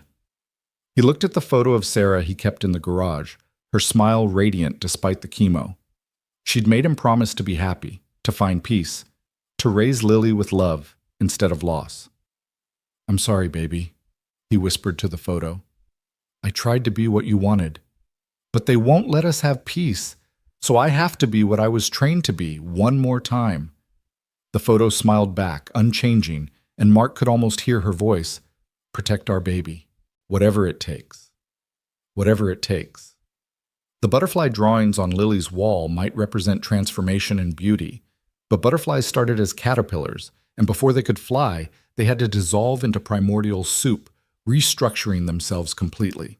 Tomorrow, Mark would dissolve the peaceful facade and restructure himself into something necessary, something dangerous, something final. The war was no longer coming. It had arrived, and Master Chief Mark Dalton, call sign Ghost, was ready to end it once and for all. The warehouse on Route 7 stood like a monument to industrial decay, its corrugated walls bleeding rust in patterns that looked like dried blood in the noon sun. Mark parked his truck a quarter-mile away, in the lot of an abandoned gas station where Murphy's team had established their overwatch position. He could feel them watching through scopes, calculating angles, preparing for violence that might never come or might explode in seconds. "Comms check." Murphy's voice crackled in his earpiece, barely audible. "Lima Charlie," Mark responded, loud and clear. "Ava's in position on the north side. I've got 2 shooters on the roof of the building across the street. Thompson arrived 20 minutes ago. 3 vehicles, at least 8 men. 8 men for what was supposed to be a simple exchange. Thompson wasn't taking chances, which meant he probably wasn't planning to let Mark leave alive, regardless of whether he brought the drive. Mark checked his equipment one final time. The Glock 19 in his shoulder holster, the backup 38 on his ankle, the ceramic knife that wouldn't show up on metal detectors, and the real surprise, a small device Murphy had provided that would scramble electronic signals within a 50-foot radius when activated. The drive in his pocket was real, but corrupted, its data deliberately damaged to buy time if things went sideways. The walk to the warehouse felt longer than any approach he'd made in combat zones. This wasn't Afghanistan or Syria, where violence was expected. This was Colorado, 20 minutes from where his daughter was finger painting in art class, blissfully unaware that her father was walking into what might be his last mission. The main door was open, an invitation and a threat. Mark entered slowly, letting his eyes adjust to the dimness. The warehouse was mostly empty, abandoned machinery creating shadows and potential cover throughout the space. Thompson stood in the center, dressed in civilian clothes that didn't quite hide the bulletproof vest underneath. "Ghost," Thompson called out, his voice echoing. "Good to see you again." "Wish I could say the same." Mark stopped 30 feet away, hands visible but ready. "You look good for a dead man." Death was liberating.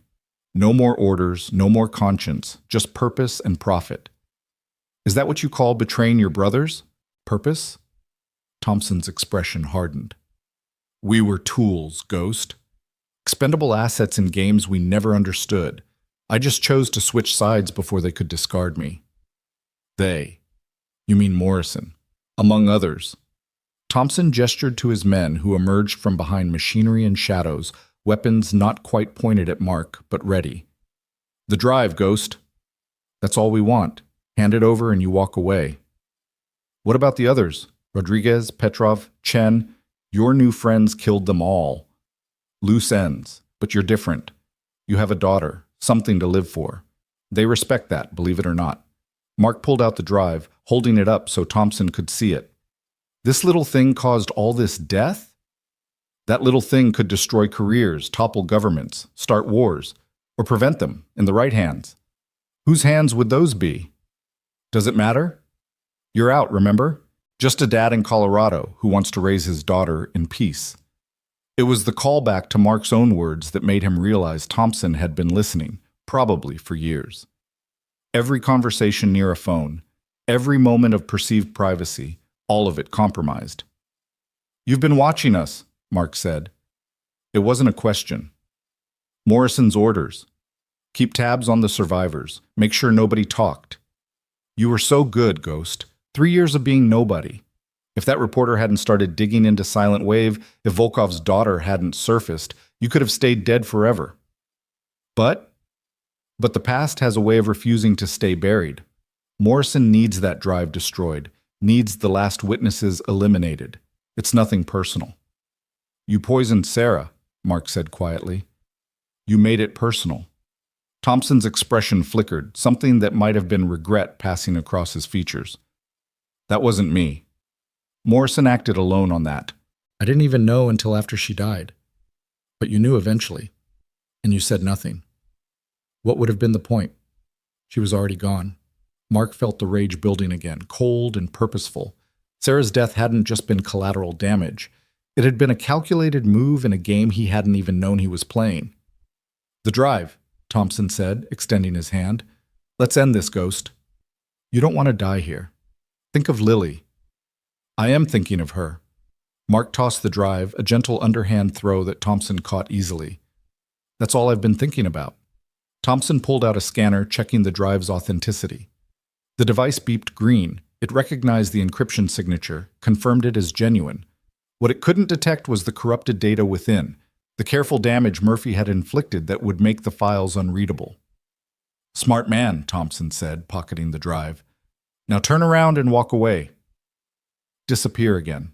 Take your daughter and find another quiet town where—" The window exploded, not from a bullet, but from a smoke grenade that filled the warehouse with thick white clouds. Mark dropped immediately, rolling behind a rusted conveyor belt as automatic weapons fire erupted from multiple directions. This wasn't Murphy's team. They would have warned him. Through the smoke, Mark saw muzzle flashes from the catwalks above.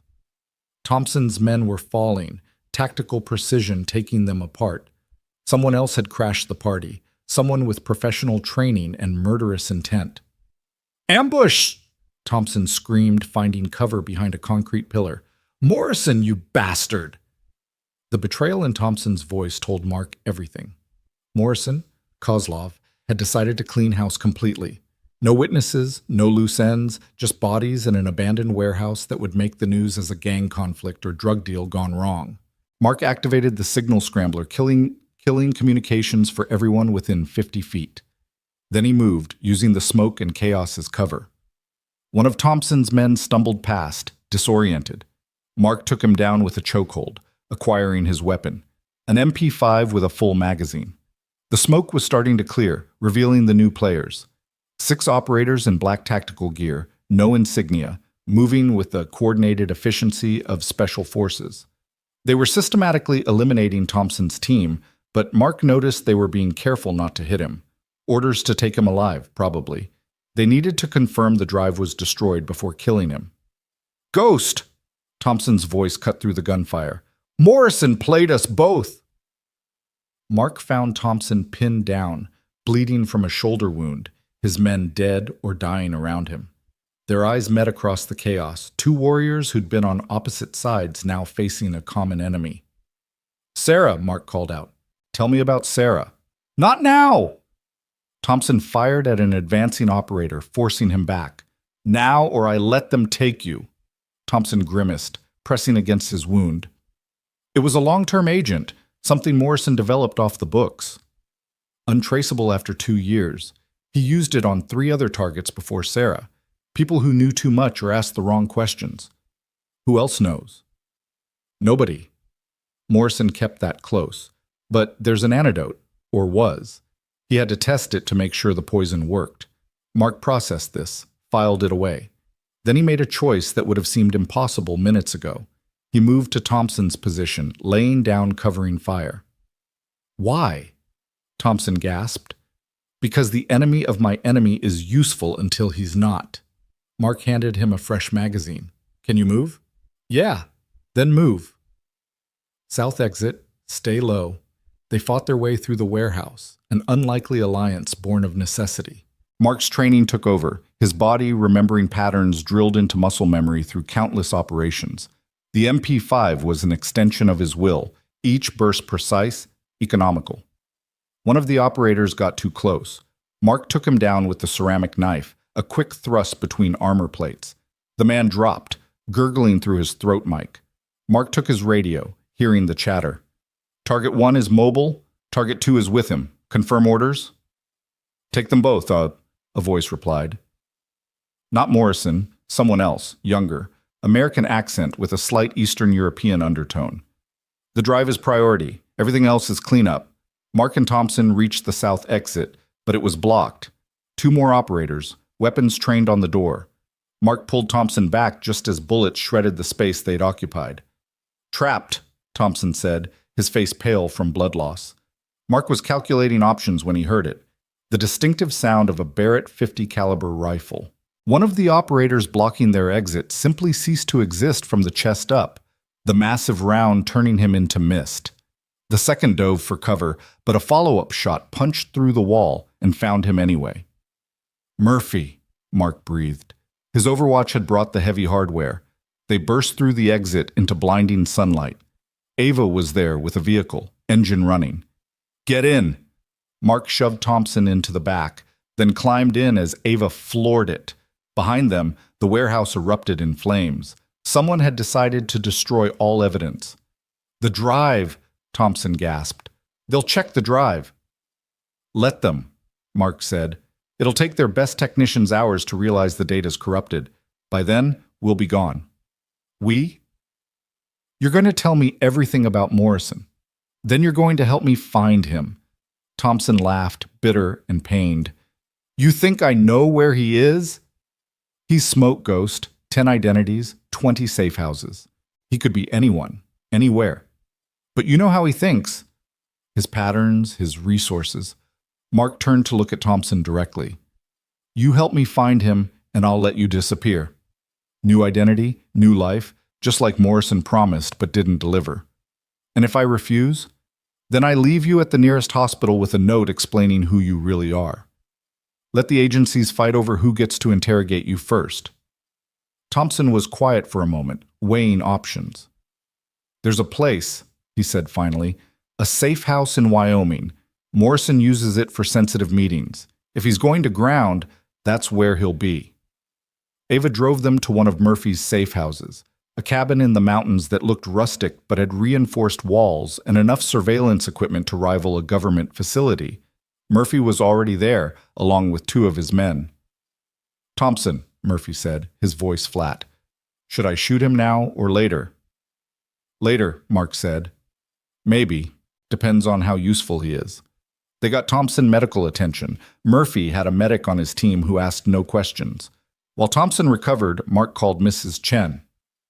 "How's my butterfly?" "Painting dragons today," Mrs. Chen replied. "Very fierce dragons who protect princesses. She seems to be processing recent events through art." "Let her.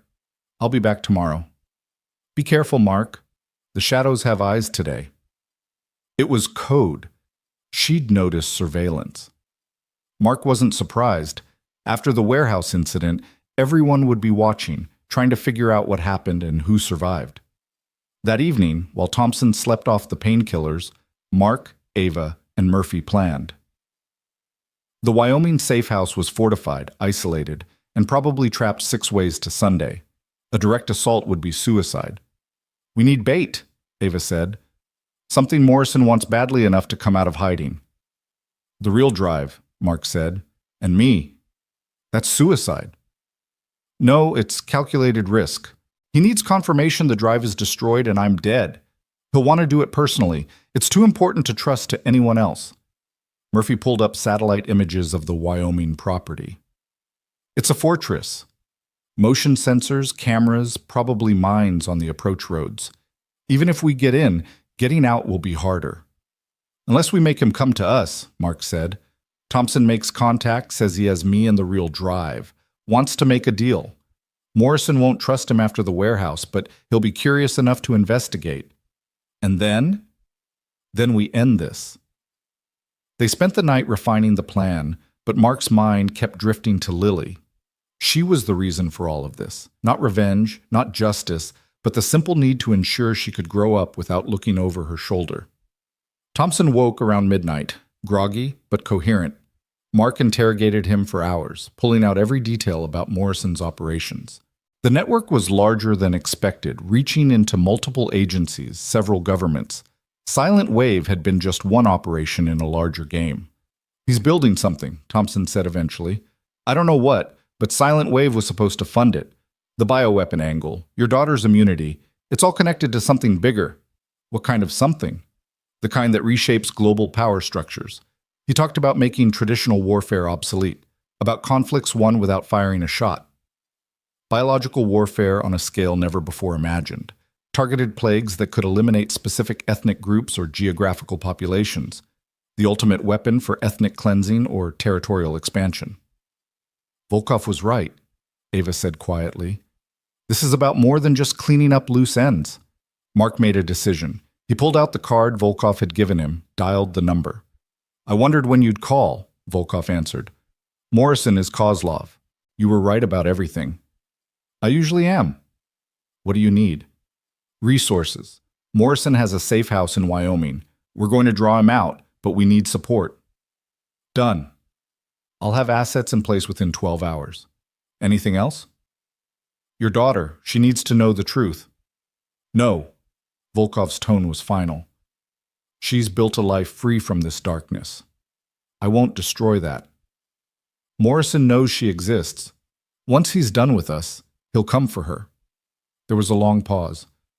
"Then Morrison needs to die before that happens." "Agreed." Mark hung up and found Thompson watching him. "You're really going to war with Morrison." "I've been at war with Morrison since he killed my wife. I just didn't know it." "He'll destroy you. He has resources you can't imagine." "He has resources," Mark agreed, "but I have something he doesn't." "What's that?" "Nothing left to lose except my daughter. And that makes me the most dangerous thing he's ever faced." The next morning, Mark drove back to town, needing to see Lily before everything went down. He found her at school, watched from a distance as she played at recess.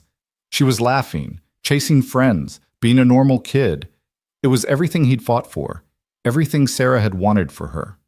Mrs. Chen appeared beside him, silent as always. "She knows something's happening," she said. "Children always do." "Is she scared?" "No, she trusts you completely. That's both beautiful and terrifying." "If something happens to me, it won't." Mrs. Chen's tone brooked no argument. "You'll come back to her. Men like you always find a way back to what matters. Men like me get people killed. Men like you keep others alive. There's a difference between a warrior and a killer, Mark. You've never forgotten that difference, even when the world tried to make you." That afternoon, Thompson made the call. Mark listened as he played his part perfectly, the betrayed operative looking to make a deal. Morrison was suspicious but interested. They agreed to meet at a neutral location, an abandoned airfield 50 miles from the Wyoming safe house. "He'll bring an army," Thompson warned after hanging up. "Let him," Mark said. "We'll bring something better." "What's that?" "The truth." Mark spent his last evening with Lily, helping with homework, making dinner together, reading bedtime stories. She curled against him on the couch, warm and trusting, while he read about brave princesses and clever dragons. "Dad," she said as he tucked her in, "when I grow up, I want to be like you." "You want to be a contractor who fixes houses?" She shook her head. "I want to be someone who protects people, who stands between the good people and the bad things." Mark's throat tightened. "That's a hard job, Butterfly." "I know, but someone has to do it. And you taught me that sometimes doing the right thing is hard but necessary." He kissed her forehead, wondering when she'd become so wise. "Sleep now. Dream of butterflies." "Dad? You'll come back, right? From whatever you have to do tomorrow?" He wanted to lie, to give her the comfort of certainty, but she deserved better than comfortable lies. "I'll do everything in my power to come back to you." She nodded, accepting this truth the way children accept hard realities when presented honestly. "Okay, but if you can't, I'll be okay. Mom taught me to be strong, and you taught me to be smart. I'll be okay." Mark held her until she fell asleep, then stood in her doorway for a long time, memorizing everything, the way her hair spread across the pillow, the slight smile on her sleeping face, the butterfly nightlight casting gentle shadows. This was what he was fighting for. Not revenge, not justice, but this moment of peace, multiplied by thousands of nights to come. The chance for Lily to grow up, fall in love, have children of her own, all without the shadow of his past darkening her future. He left before dawn, while she still slept. Mrs. Chen would take her to school, maintain normalcy. If everything went right, he'd be home for dinner. If everything went wrong, Mrs. Chen had instructions, resources, and the will to keep Lily safe. The team assembled at the airfield as the sun rose. Murphy's men had secured the perimeter. Ava had positioned herself with Overwatch. Volkov's assets were invisible but present, insurance against betrayal. Thompson sat in the center of it all, the drive visible in his hand, playing his role as bait.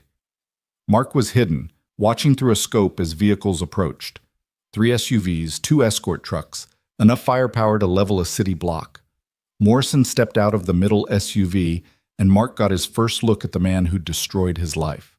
He looked ordinary, medium height, medium build, the kind of face you'd forget 5 minutes after meeting. The perfect spy's appearance, but his movements were wrong. Too smooth, too practiced. This wasn't Morrison. It was another double, another layer of deception. "Shit," Murphy whispered over comms. "It's not him." Mark had seconds to decide. Abort and lose the chance, or adapt and find another way. He thought of Sarah, poisoned slowly while he watched helplessly.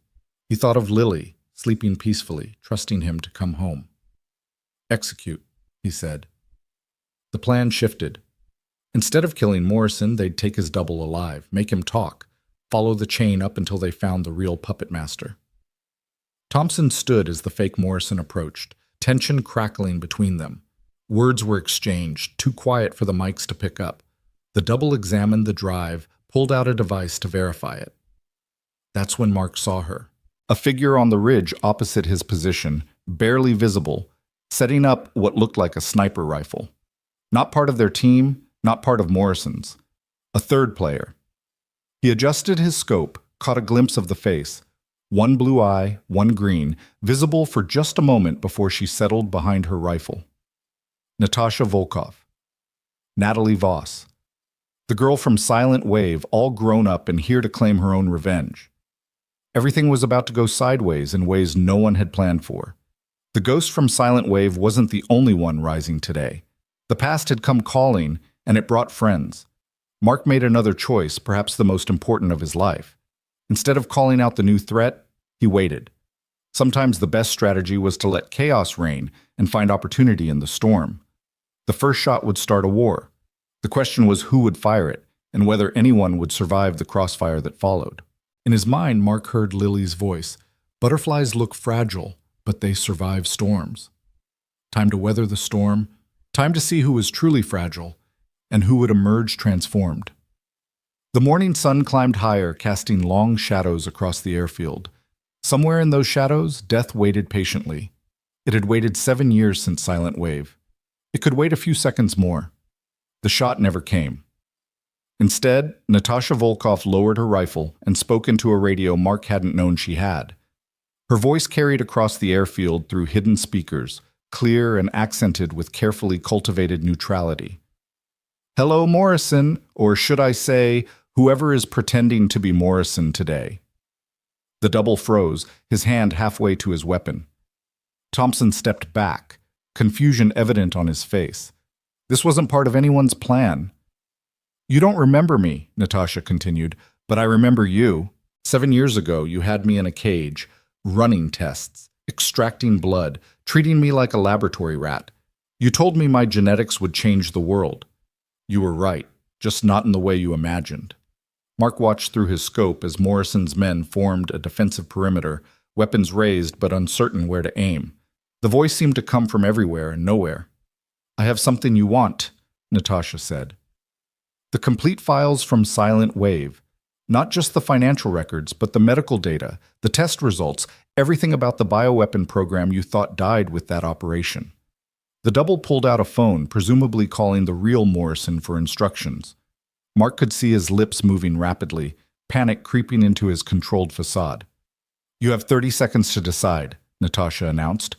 Meet me alone at the coordinates I'm sending to Thompson's phone, or I release everything to the media. Every major news outlet, every intelligence agency, every government that would be interested in knowing about America's illegal bioweapons program. Thompson's phone buzzed. He looked at it, then at the double. She's not bluffing. These are GPS coordinates about 3 miles north. The double listened to his phone for another moment, then nodded. We accept. But if this is a trap, everything's a trap, Natasha interrupted. The question is whether you're smart enough to navigate it. The speakers went silent. Mark watched as the convoy reorganized, most of the vehicles staying at the airfield while the double and 2 guards headed north. This was his chance. All teams, hold position, Mark commanded through comms. Let this play out. Ghost, what the hell is happening? Murphy demanded. The past is having a conversation with itself. We watch, we wait, and we adapt. Mark moved through the terrain like his call sign suggested, a ghost flickering between cover, paralleling the convoy's route. Ava did the same from her position, both of them converging on the coordinates Natasha had provided. The location was an old ranger station, abandoned for decades but strategically positioned with clear sightlines in all directions.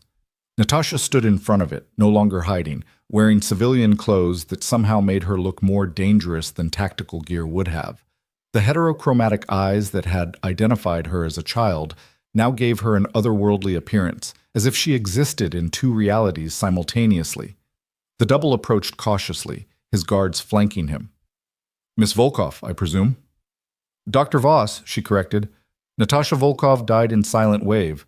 I'm what rose from her ashes. Poetic. Now, about these files. First, we discuss terms.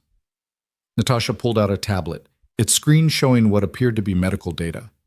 Do you know what you actually created with your experiments on me? The double maintained his poker face.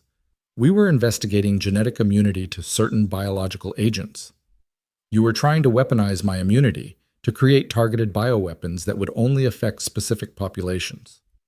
But you failed to understand the full implications of my genetics. She turned the tablet toward him.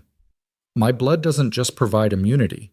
It can be synthesized into a universal antidote for your entire bioweapon arsenal. Mark heard Murphy's sharp intake of breath through comms. If true, this changed everything. The power to create unstoppable bioweapons meant nothing if your enemy had the antidote. That's impossible, the double said, but uncertainty colored his voice. Your scientists thought so too, until I proved them wrong. I've spent 7 years perfecting what you started, turning your weapon into a shield. Natasha smiled, cold and sharp. I've already distributed the formula to certain parties. Insurance, you understand. What do you want? I want Morrison, the real one. I want the man who ordered my kidnapping, who killed my mother when she tried to protect me, who turned me into an experiment. The double was sweating now, despite the cool morning air. I don't know where... The shot came from nowhere, taking him in the chest. Not from Natasha, not from Mark's team, but from further out. The double crumpled, his guard spinning frantically, searching for the shooter. Predictable, a new voice said, and Mark's blood chilled as he recognized it. The real Morrison emerged from the ranger station behind Natasha, weapon trained on her head. You always were too emotional, too focused on revenge to see the bigger picture. Natasha didn't flinch. Hello, Dmitri, or do you prefer Morrison today? I prefer to be addressed as the person holding a gun to your head. Mark had a clear shot, but held his fire. Something about Natasha's posture, her complete lack of fear, made him wait. You think you're the only one who's been planning for 7 years? Natasha asked. Check your phone. Morrison frowned but pulled out his device one-handed. Whatever he saw on the screen made his face pale. That's a live feed from your Wyoming safe house, Natasha explained conversationally. Notice anything missing?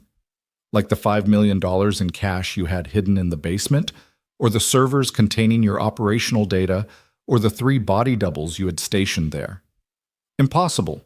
That place was past tense. Your security is only as good as the people you trust, and you've betrayed so many people, Dmitri. Some of them have been waiting years for payback. Mark understood now. This entire meeting was a distraction, keeping Morrison's attention here while Volkov's teams cleaned out his resources. The daughter had inherited her father's strategic mind. Morrison pressed the gun harder against Natasha's head. You've made a fatal mistake. Have I? She turned slowly, facing him directly, the gun now against her forehead. Go ahead. Shoot. But know that the moment I die, every intelligence agency in the world gets proof of your real identity, your operations, and most importantly, your connection to the bioweapon program that violates every international treaty America has signed. You're bluffing. I learned from my father. He never bluffs, and neither do I. The standoff stretched taut, 2 wills testing each other. Mark adjusted his position, finger on the trigger, ready to take the shot if Morrison's finger so much as twitched. Then Thompson moved. The wounded traitor had been forgotten in the drama, assumed to be neutralized. But he'd crawled to one of the dead guard's weapons, and now he raised it, not at Morrison or Natasha, but at the tree line where he'd correctly guessed Mark was positioned. Ghost, he shouted. I know you're there. Morrison, the real prize isn't her, it's him. Mark Dalton has the original drive, the one with evidence about Sarah's poisoning. Everything happened at once. Morrison swung his weapon toward Mark's position. Natasha moved with inhuman speed, a concealed blade appearing in her hand and slashing across Morrison's wrist. Ava's rifle cracked from her position, taking Thompson in the shoulder and spinning him to the ground. Mark broke cover, moving toward the chaos, but Morrison was already adapting. Even wounded, he was dangerous, pulling a second weapon with his offhand. The shot was wild, but close enough to force Mark to dive behind a rusted truck. Everyone stop! Murphy's voice boomed across the clearing, and Mark realized his backup had arrived. A dozen men emerged from concealment, weapons trained on everyone. Nobody moves, nobody dies. Simple equation. Morrison laughed, bitter and sharp. You think this ends here? You have no idea what you're dealing with. The network I've built, the people I answer to, killing me just promotes my replacement." "Then we'll kill them too," Mark said, stepping out from cover, his weapon steady on Morrison. "However many it takes, however long it takes. You poisoned my wife. You threatened my daughter. This ends now." "Your wife was collateral damage," Morrison said dismissively. "A necessary sacrifice for—" The rage Mark had been controlling for days finally broke free. He crossed the distance in 3 strides, his fist connecting with Morrison's jaw before anyone could react. Morrison went down hard, and Mark followed, pinning him, his hands finding the man's throat. "Mark, no!" Ava shouted, but Mark was beyond hearing. This was the man who'd made him watch Sarah waste away, who'd stolen Lily's mother, who'd turned their life into a battlefield. It was Natasha who stopped him, her hand gentle on his shoulder. "He's not worth it. Your daughter needs a father, not a killer." The words penetrated the rage, and Mark saw Lily's face in his mind. Not disappointed, but sad, the way she'd looked when he'd had to explain that Mommy wasn't coming home from the hospital. He released Morrison, who gasped and coughed, throat already bruising. Mark stood, brushing dirt from his clothes, the rage settling back into cold purpose. "You're right," he told Natasha. "He's not worth it. But he's going to pay anyway." Mark pulled out the real drive, the one he'd hidden for 7 years. "Everything's on here. Silent Wave, the bioweapons program, the assassination protocols, including the poison you used on Sarah and the others." Morrison's eyes fixed on the drive with desperate hunger. "That should have been destroyed." "Should have, but wasn't. Just like we should have died, but didn't." Mark turned to Murphy. "Can your people get him to a secure location?" "I want him kept alive, but uncomfortable." "With pleasure." As Murphy's men secured Morrison, Natasha approached Mark. "The antidote," she said quietly. "My blood can synthesize it. If your wife was exposed to the agent, I think she was. And if it's been less than 5 years—" "She's been dead for 3 years," Mark said, the words heavy as stones. "I'm sorry. But there might be others, people who were exposed but haven't shown symptoms yet. We could save them." Mark thought about the families of other operatives, innocent people who might be walking around with death ticking in their cells. "We'll need a list of everyone Morrison targeted. He'll never give it up willingly. Then we'll be creative about asking." Thompson groaned from where he lay, Ava's shot having disabled but not killed him. Mark walked over, looking down at the man who'd been his brother in arms before becoming his enemy. "You get one chance," Mark said. "Tell me everything about Morrison's network, and you disappear. Hold back anything, and you join him in whatever hole Murphy finds to drop him in." "I need medical attention," Thompson gasped. "You need to start talking. Medical attention comes after useful information." For the next hour, Thompson talked. Names, dates, operations, safe houses, bank accounts. A network spanning 3 continents and involving players at the highest levels of government and private military contractors. Morrison hadn't been working alone. He'd been the American arm of something larger, something international. "They called it the Prometheus Project," Thompson wheezed. "Stealing fire from the gods, except the fire was biological warfare capability. Every major power wanted it, but nobody wanted to be caught developing it. So they outsourced to people like Morrison," Ava said, understanding dawning on her face. "Black budget operations using special forces teams as unwitting test subjects.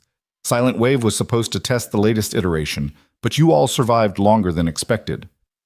"Because of her," Mark said, nodding toward Natasha. "Her genetics provided partial immunity even through proximity." Natasha's expression was unreadable. "I was the control group, the constant variable in their experiment." "You were a child," Mark said firmly. "Whatever they used you for, it wasn't your choice or your fault." She met his eyes, and for a moment the composed doctor's mask slipped, revealing the frightened 12-year-old she'd been. Then it was back, locked away with all the other traumas that shape survivors. Murphy's team loaded Morrison and Thompson into separate vehicles. Before they drove away, Morrison managed one last threat. "You have no idea what you've started, Ghost.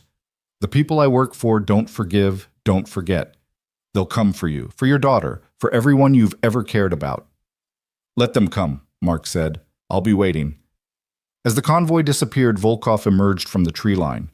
Mark hadn't known he was there, but wasn't surprised. The old spy moved like his daughter, present and absent simultaneously. "You did well," Volkov told Mark. "Both of you," he added, looking at his daughter for the first time in 7 years. "Hello, Papa," Natasha said softly in Russian.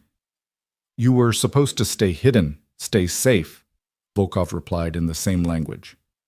"Safety is an illusion. You taught me that." They embraced briefly, awkwardly, two people who loved each other but had been shaped by loss into weapons rather than family. "What happens now?" Ava asked, ever practical. "Now we dismantle Morrison's network," Mark said. "Every asset, every operation, every connection, we pull it all down. That could take years," Murphy pointed out. "Then it takes years. But my daughter grows up in a world where these people don't exist." "And the Prometheus Project?" Natasha asked. "Morrison was just one tentacle of something much larger." Mark looked at the assembled group, soldiers, spies, survivors all. Each scarred, each carrying ghosts, but each still standing. "Then we cut off every tentacle until we find the head," he said. "And then we kill it." "That's declaring war on some of the most powerful people in the world," Volkov warned. "They declared war first when they killed Sarah. When they turned children into experiments, when they treated human lives as acceptable losses." Mark's voice carried the weight of command he'd thought left behind. "I tried to be just Mark, just a dad, but they wouldn't let me. So now they get Ghost, and everyone who stands with him." "I'm in," Ava said immediately. "My resources are yours," Volkov added. "I believe I owe you about $3 million worth of assistance," Murphy said with a grin. "Morrison's safe house was very profitable." Natasha was quiet for a moment, then, "I've spent 7 years preparing for this. I have resources, connections, and most importantly, the antidote to their weapons. If we're going to war, we go properly equipped." Mark nodded, feeling something shift inside him. For 3 years, he'd tried to run from what he was, to bury Ghost and be just Mark. But that was like asking a sword to be a plowshare. Possible, but denying its essential nature. "There's something else," Natasha said, pulling out a sealed envelope. "This was in Morrison's safe house, addressed to you." Mark recognized Sarah's handwriting immediately. His hands shook as he opened it, finding a letter dated just weeks before her death. "My dearest Mark, if you're reading this, then you've learned the truth about my illness.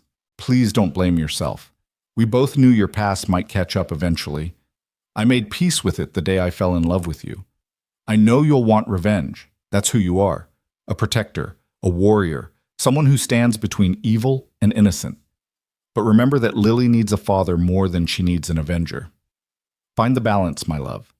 Be the ghost when necessary, but always come home to be dad. Teach our daughter to be strong but gentle, fierce but kind. Teach her that butterflies might look fragile, but they change the world just by existing.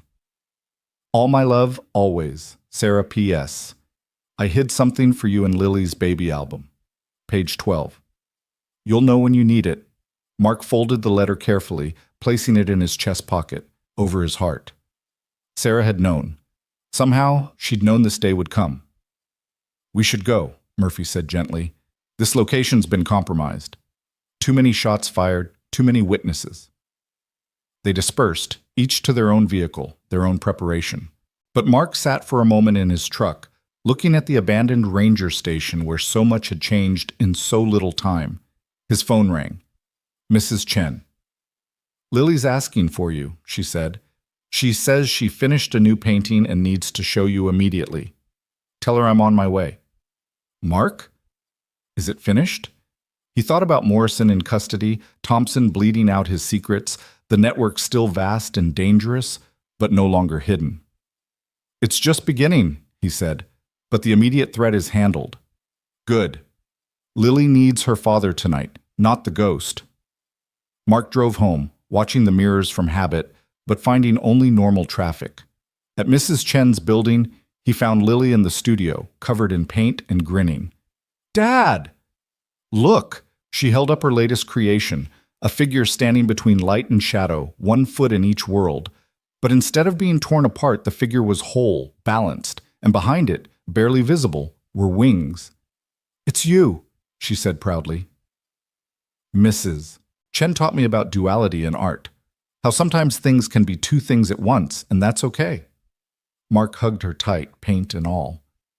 It's perfect, Butterfly. Are the bad men gone? The ones who were close are gone. But there might be others further away. Lily pulled back, looking at him with those wise green eyes. But you'll stop them too, right? Like you stopped these ones? Yes. Good. Can we have pizza for dinner? The shift from existential threats to dinner plans was so perfectly Lily that Mark laughed, really laughed, for the first time in days.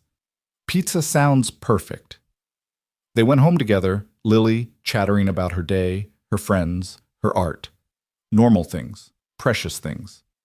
Mark listened while part of his mind planned, strategized, prepared for the war to come. That night, after Lily was asleep, he retrieved Sarah's baby album.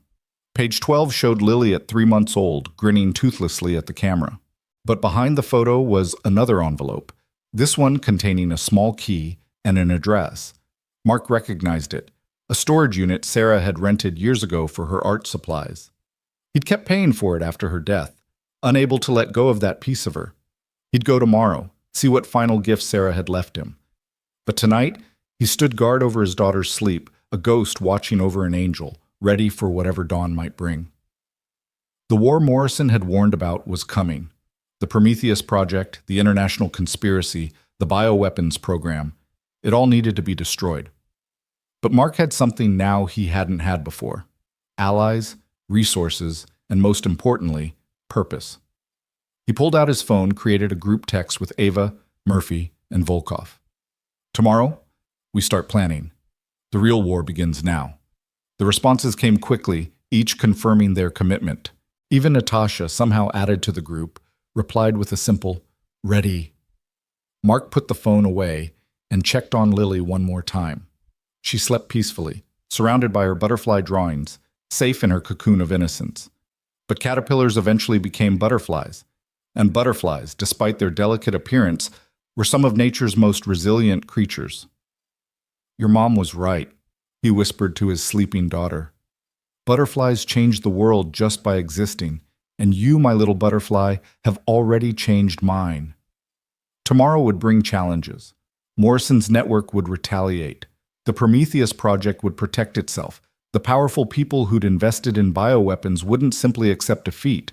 But tonight, in this moment, a father stood watch over his daughter, and that was enough. The ghost could wait until tomorrow. Tonight, he was just Mark, just Dad, just a man who'd found something worth fighting for, and people worth fighting alongside. The butterfly painting seemed to flutter in the nightlight's glow, a reminder that transformation was possible, that beautiful things could emerge from darkness, that sometimes the most fragile-looking creatures were the strongest of all. The war was coming, but for tonight, there was peace. And in that peace, Mark found the strength he'd need for all the battles ahead.